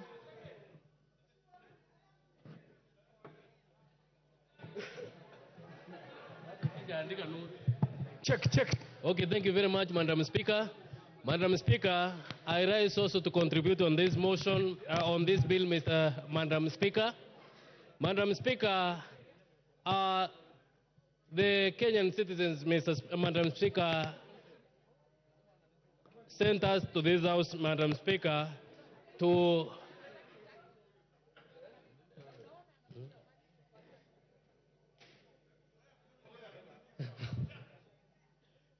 thank you very much, Madam Speaker. And Madam Speaker, I rise to contribute on this bill. And Madam Speaker, this bill has come on at the right time, Madam Speaker. I remember 2 weeks ago, Madam Speaker, we were in this House when we were passing the budget, Madam Speaker. And this finance bill, Madam Speaker, is targeting, Madam Speaker, to fund the budget which we passed in this House, Madam Speaker. Madam Speaker, the Kenyans have been fed with lies, Madam Speaker, that there are some taxes which have been introduced, Madam Speaker, which will harm them, Madam Speaker. But I rise to inform them that the tax which they are being informed that for the brand, Madam Speaker, the vehicle tax, the cooking oil, Madam Speaker, the M-Pesa, Madam Speaker. Yesterday, Madam Speaker, we stood and said that the Kenyans have sent us, Madam Speaker, and all of these were dropped, Madam Speaker. Madam Speaker, this finance bill, Madam Speaker, is targeting to improve the economy of this country, Madam Speaker, whereby the contribution which will be made or the taxes which will be collected through this finance bill, Madam Speaker, will help to improve the infrastructure of this country, Madam Speaker. I am a happy member of Parliament, Madam Speaker, because my constituency, Mr. Speaker, will benefit with 50 million, Madam Speaker, to electrify, Madam Speaker, my villages within this constituency of Igembe South, Madam Speaker. Number two, Madam Speaker, my NGCDF, Madam Speaker, is going to be earned with 10 billion, Madam Speaker, whereby at least I will receive more than 30 million, Madam Speaker, on top of what I normally receive annually, Madam Speaker. These funds also will help me, Madam Speaker, to do more work for my people, Madam Speaker. Madam Speaker, I am a happy person since most of my farmers, Madam Speaker, they normally farm, but their produce, Madam Speaker, does not reach the market, Madam Speaker. This is because most of the people have invested in importing things from outside, Madam Speaker. But through the imposition of tax from those imported goods, Madam Speaker, this will see that the farmers, Madam Speaker, who normally farm canola and sunflower, Madam Speaker, will have a better market within the country, Madam Speaker, since the cooking or the honorable oil, Madam Speaker, from within will be used to improve our industries, Madam Speaker. Also, Madam Speaker, on the poultry farming, Madam Speaker, my farmers, because most of them, Madam Speaker, normally farm poultry, Madam Speaker, the imposition of tax on the imported eggs, Madam Speaker, will see them access the market well, since the internally produced eggs, Madam Speaker, will be readily available in the market, Madam Speaker. Madam Speaker, also I am a happy person since when during the weekend, Madam Speaker, most of my people sent me to reject, Madam Speaker, the imposition of the tax on the brand, Madam Speaker. And I would like to inform them that, Madam Speaker, this tax is not there, Madam Speaker. With all those, Madam Speaker, I beg to support. Thank you. The Honorable Member for Bamachoge, Borobu, Honorable Obadia Birongo.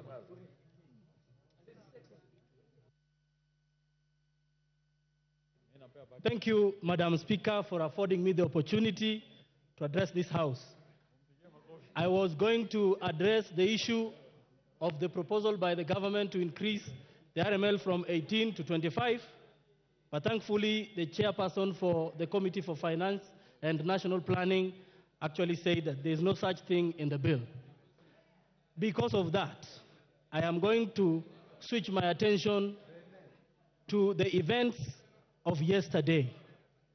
Madam Speaker, yesterday our adoring Generation Z woke the government from deep slumber. Our very audacious Generation Z decided that they are going to make their voices heard. Madam Speaker, I thought of words to be able to salute them on X, but my words failed me.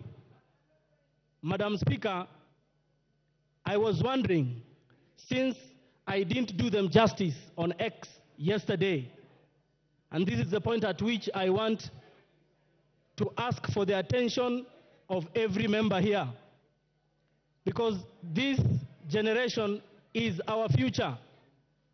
And as I thought about what we usually do when the visitors of our speaker seated in the speaker's gallery are accorded, I cannot help to note that the speaker actually beams with happiness whenever we acknowledge her visitors in the speaker's gallery. It is in the same vein. It is in the same vein that I wanted all of us, in saluting what Action Gen Z did yesterday,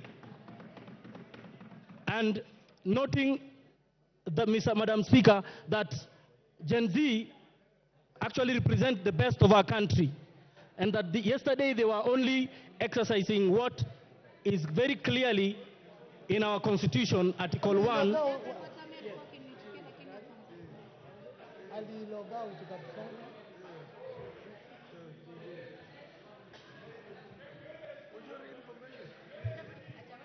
Yes, you may proceed, because I hear it's your maiden speech. So. Now, thank you so much. And so, in honor of Gen Z action yesterday, I wanted to ask all of us to stamp our feet in recognition of what they did yesterday, because it was all constitutional.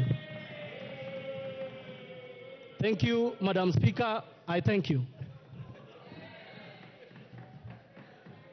The Honorable Member for Githunguri.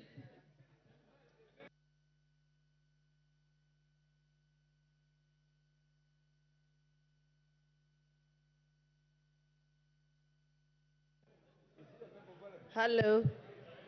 Thank you, Mr. Speaker. I rise to give my contribution on the finance bill proposal, which has been tabled in this House. Madam Speaker, for a long time, finance bill has not been a subject of discussion in this country. But for the last 1.5 years, Kenyans have awakened to the issues that are there in finance bill and have made it a public discussion. Madam Speaker, I had attempted to speak earlier on in the floor because I am a user of sanitary towels. And as a user, as a mother, as a woman leader, I am greatly concerned that the price of sanitary towels and diapers is not only going to affect the mothers and the users of those items, but is going to affect the budget of individual homes. I have interrogated the proposal of the finance bill very deeply, Madam Speaker, and I've realized that there are promises flying around. The excise duty that was proposed on sanitary towels and diapers has been removed. Or rather, there is a recommendation from the Committee of Finance to remove excise duty on imported sanitary towels and diapers. However, Madam Speaker, the raw materials that are being used by local manufacturers are subjected to VAT. And if those raw materials are going to continue being subjected to VAT, the manufacturers will have no choice but to pass the cost of that VAT to the users.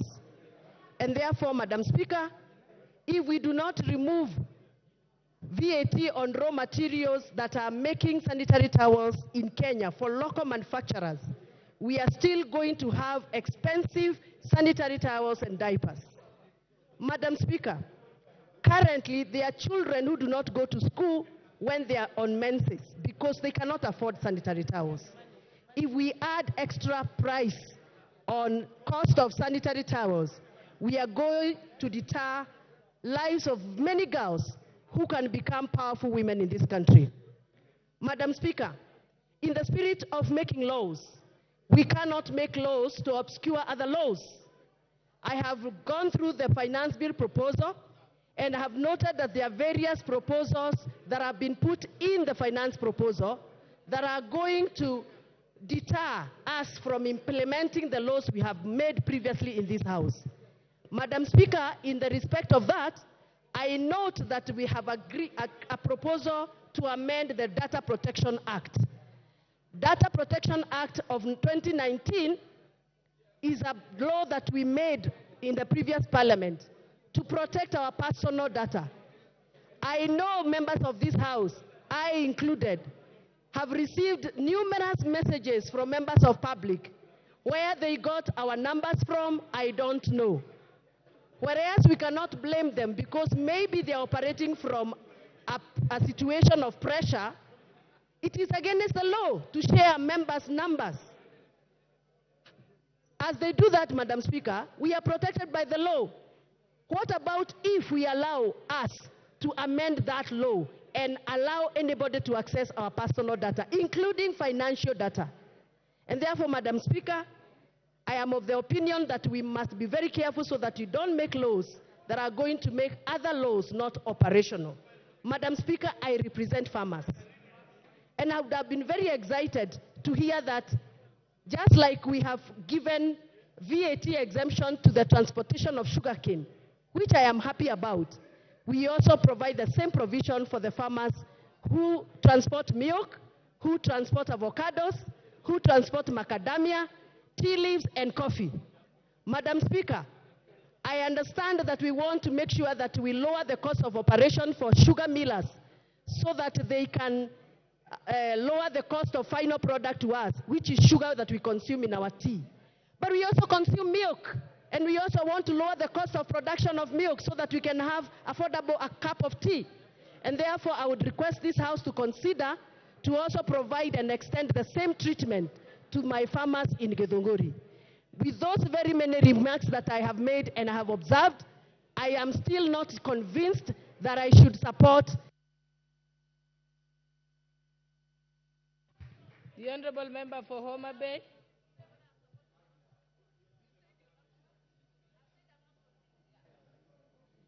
The Honorable Member for Homa Bay.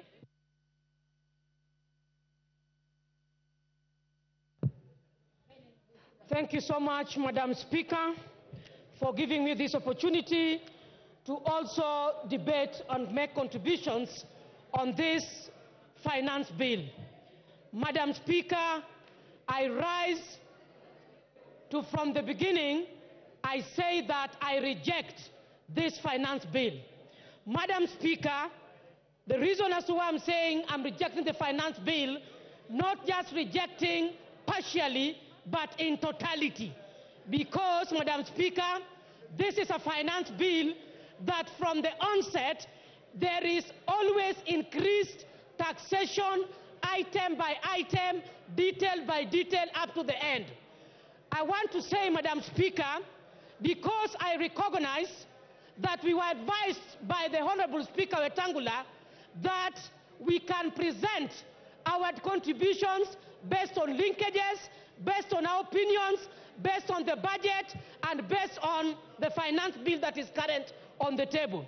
Madam Speaker, I want to say that as Kenyans, first and foremost, we were disappointed with the presentation that was given by the PS Treasury. Madam Speaker, I want to say that Kenyans keenly listened to how revenue was going to be generated to fix what is proposed in the budget. Madam Speaker, I want to say that Kenyans were left shocked because what was proposed, one of the things was we raised revenue because we want to sort out our pending bills. Madam Speaker, it is on the floor of this House that we were told that we have to wait for consolidation of the pending bills in this country by October. For that reason, Madam Speaker, I reject even the reason as to why we are increasing the taxes so that we can foot our pending bills. Madam Speaker, I want to say that this House, the leaders must rise up and support. And I want to ride on the presentation by MP Honorable Sylvia, who said that personally she does not understand what a finance bill is. I want to say that even yesterday we know that our colleagues were invited at State House. I thought they were going to make meaningful contributions, Madam Speaker, and give contribution as to why they think they are under siege in the respective constituencies where they come from. Madam Speaker, I want to register in this House that we share as colleagues, but the kind of issues that we are saying that we are relying, there's me of this other side opposition, is relying on social media. Why did they choose to act, Madam Speaker, on the social media by telling us along the corridors that all the things you were arguing about, we have dropped? Madam Speaker, that was bread issue. Madam Speaker, the taxation of the motorcycle, which means they are also conflicting and contradicting what they are saying, Madam Speaker. Why did they also choose to act on the issues of social media? Why did they choose to respond to the Fourth Estate? Madam Speaker, I want to say that public participation needs to be redefined in this House. Yesterday when we watched over the television, Madam Speaker, I saw a desperate minority whip. That is, I saw a desperate Honorable Whip Osoro, when he was very desperate of trying to convince Kenyans and deeply thinking on how taxation on bread has been dropped, on how taxation of motorcycles have been dropped. I saw a desperate and so much a person who is under pressure. Madam Speaker, I want to say that we must stand firm on the floor of this House and rise beyond numbers. Issues of numbers does not arise when we are talking about finance bill. Madam Speaker, I want to say that finance bill 2023 can equally be applicable on this budget that we want to appropriate. Madam Speaker, I want to say that there must be progression on how we generate our taxes. Madam Speaker, private sectors, I wish you gave me one more minute, Madam Speaker. Madam Speaker, I have valid points. Kindly, I'm requesting for 1 minute, Madam Speaker. Thank you so much. Being a woman speaker, you know very well the problems we have. I've transversed in these industries. Private sectors are key. If they migrate from this country, we must take care of their interests. When we talk about zero rating, we go to standard rating. We are talking of exempt. The final sufferers are consumers. President Yoweri Museveni said that Kenyans must learn to produce and manufacture their raw materials. Where is this in finance bill?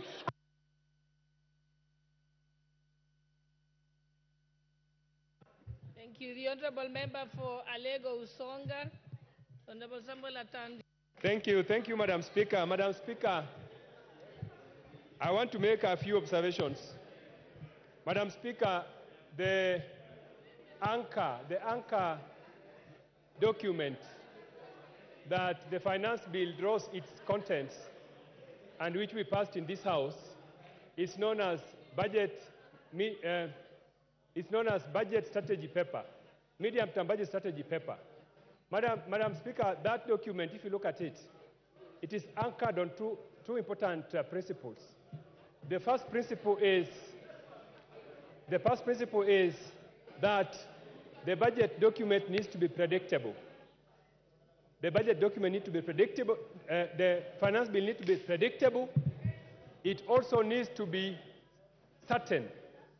The reason why this is anchored in this document is because, Madam Speaker, investors and businessmen, when they want to do business in a country, they must be certain that the tax laws that will prevail are long-term and that they are able to allow them to plan their businesses.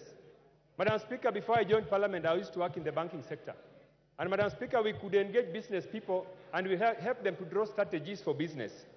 One of the things that we look for when we are doing this, Madam Speaker, is that how will the tax environment obtain in the next 2, 3, 4 years?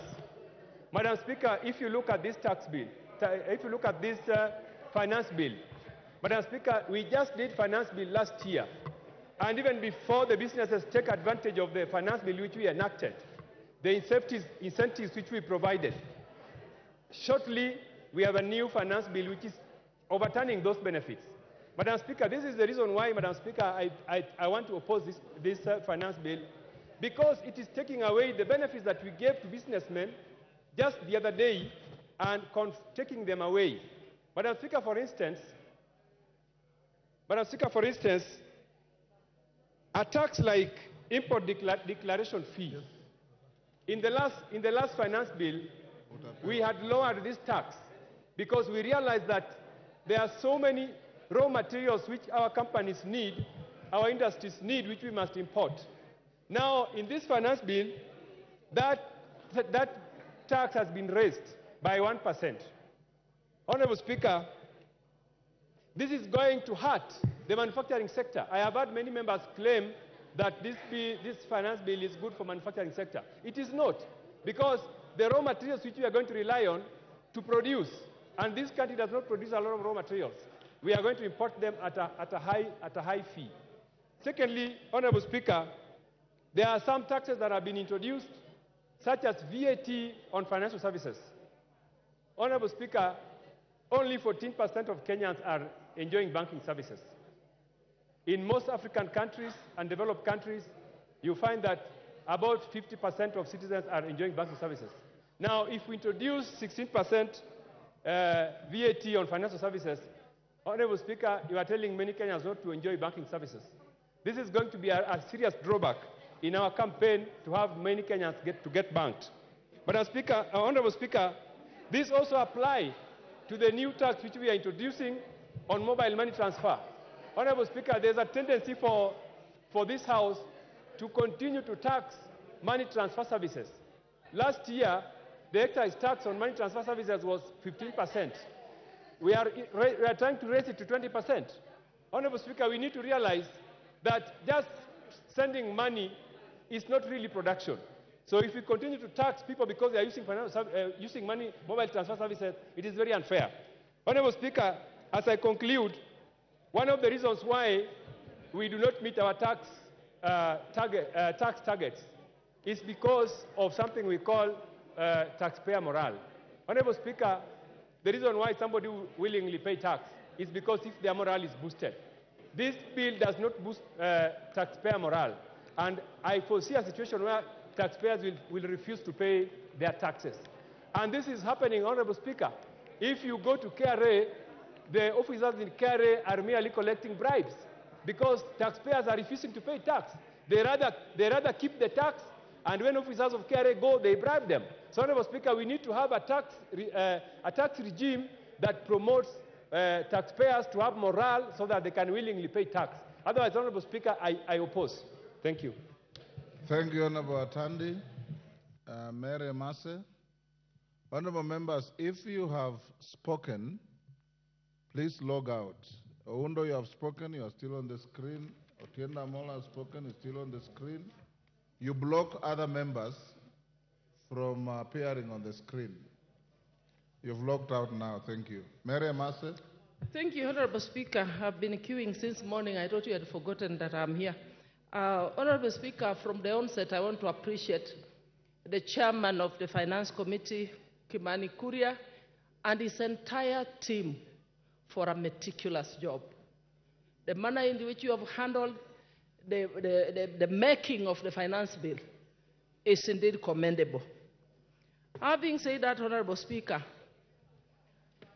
Article 221 of the Constitution and Section 39(2) of the Public Finance Management Act, Cap 4 and 2, and the Standing Order 235, subsection 5, provided for the execution of the estimates of revenue and expenditure, and underline revenue. Honorable Speaker, this process is not complete until the passage of the appropriations bill. And the passage of the appropriations bill is not possible without the execution of the finance bill.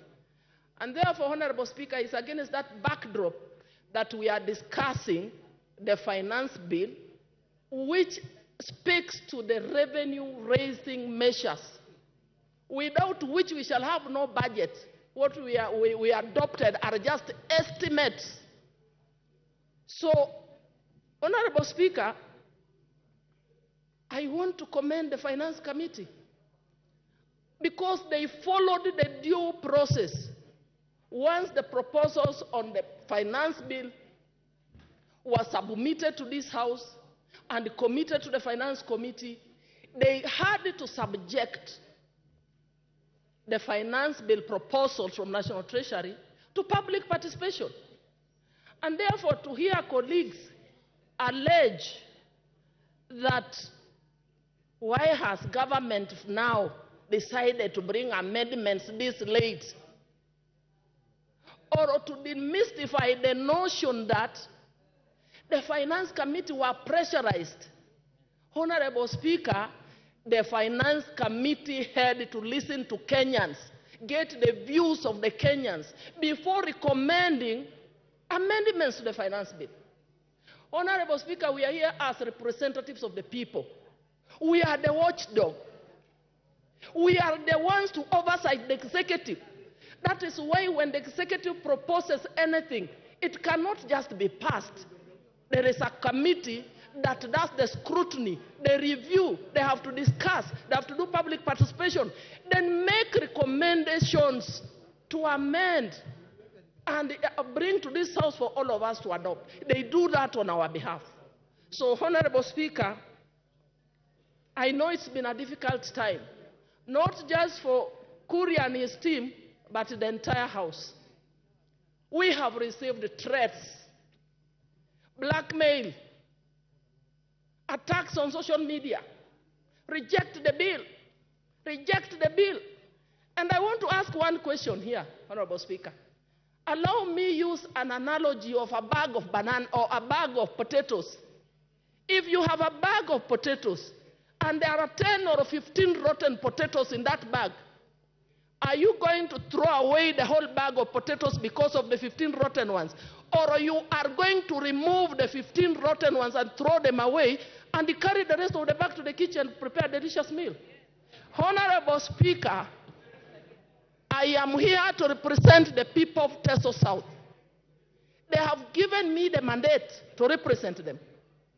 They have needs. So I will support the bill as amended. The committee has removed 2.5 tax on motor vehicles.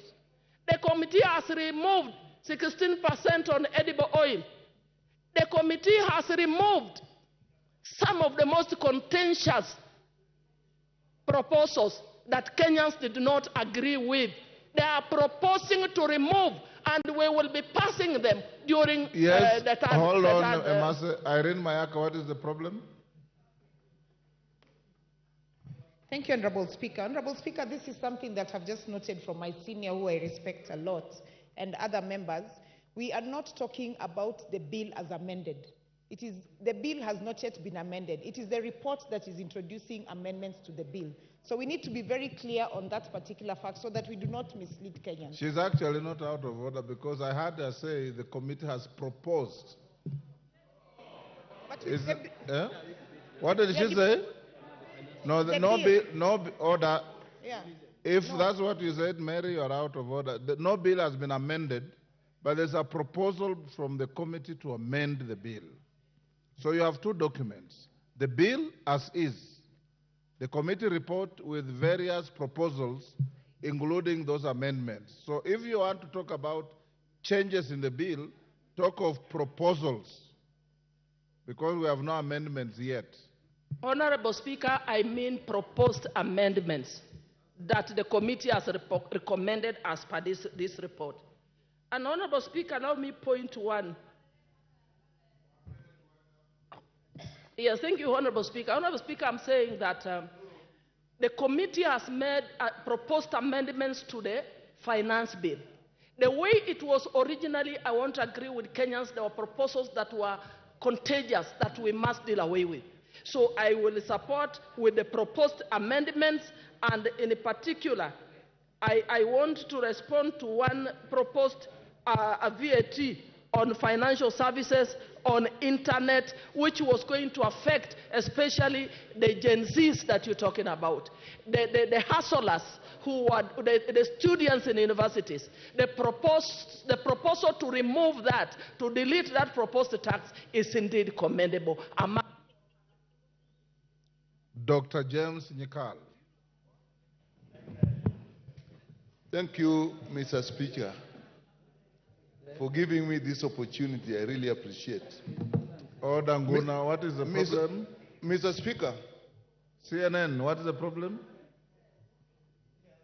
Hold on, Nyikal.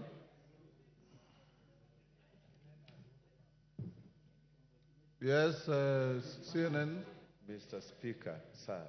Yes. I've been here since 9:30. And from the screen, it is clear I'm the one who is supposed to speak after Mary Emase. But anyway, let me be Take your patient. seat. I hope I'll be the next. Take your seat. The discretion remains the chair, but let me also tell you, if there's a member who sits here longer than any other, it's Dr. Nyikal. BBC will... He sits here from the beginning. The speaker finds him here. The speaker leaves him here. Thank you, Mr. Speaker. Mr. Speaker, I rise to oppose the Finance Bill 2024. Mr. Speaker, this has been the most canvassed bill since I came to this parliament. It has been canvassed, and the committee has met with professional organizations, it has met with churches, it has met with civil society, it has met with students, and all of them are unanimous that they don't like the bill as it is, and have proposed that we reject the bill.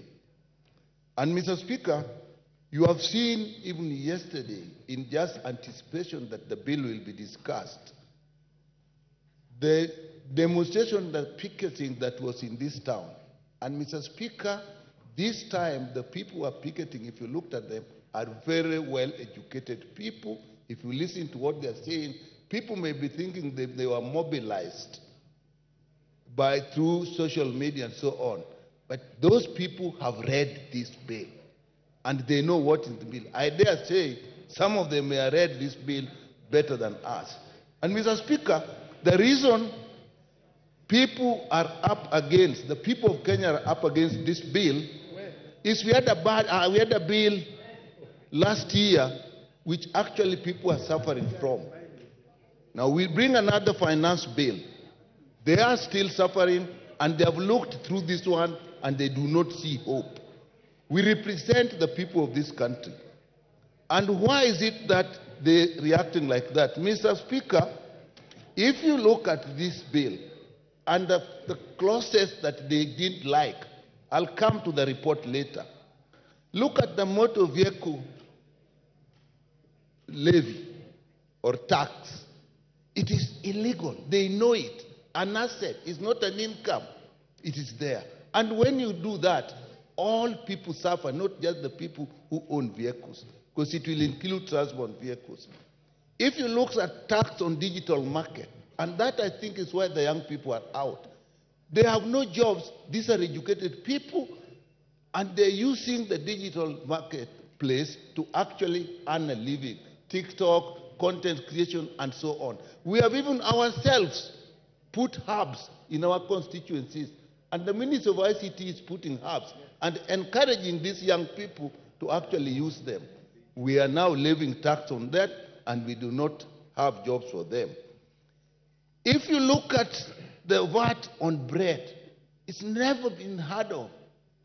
We're bringing it in. Who are we affecting? The ordinary person.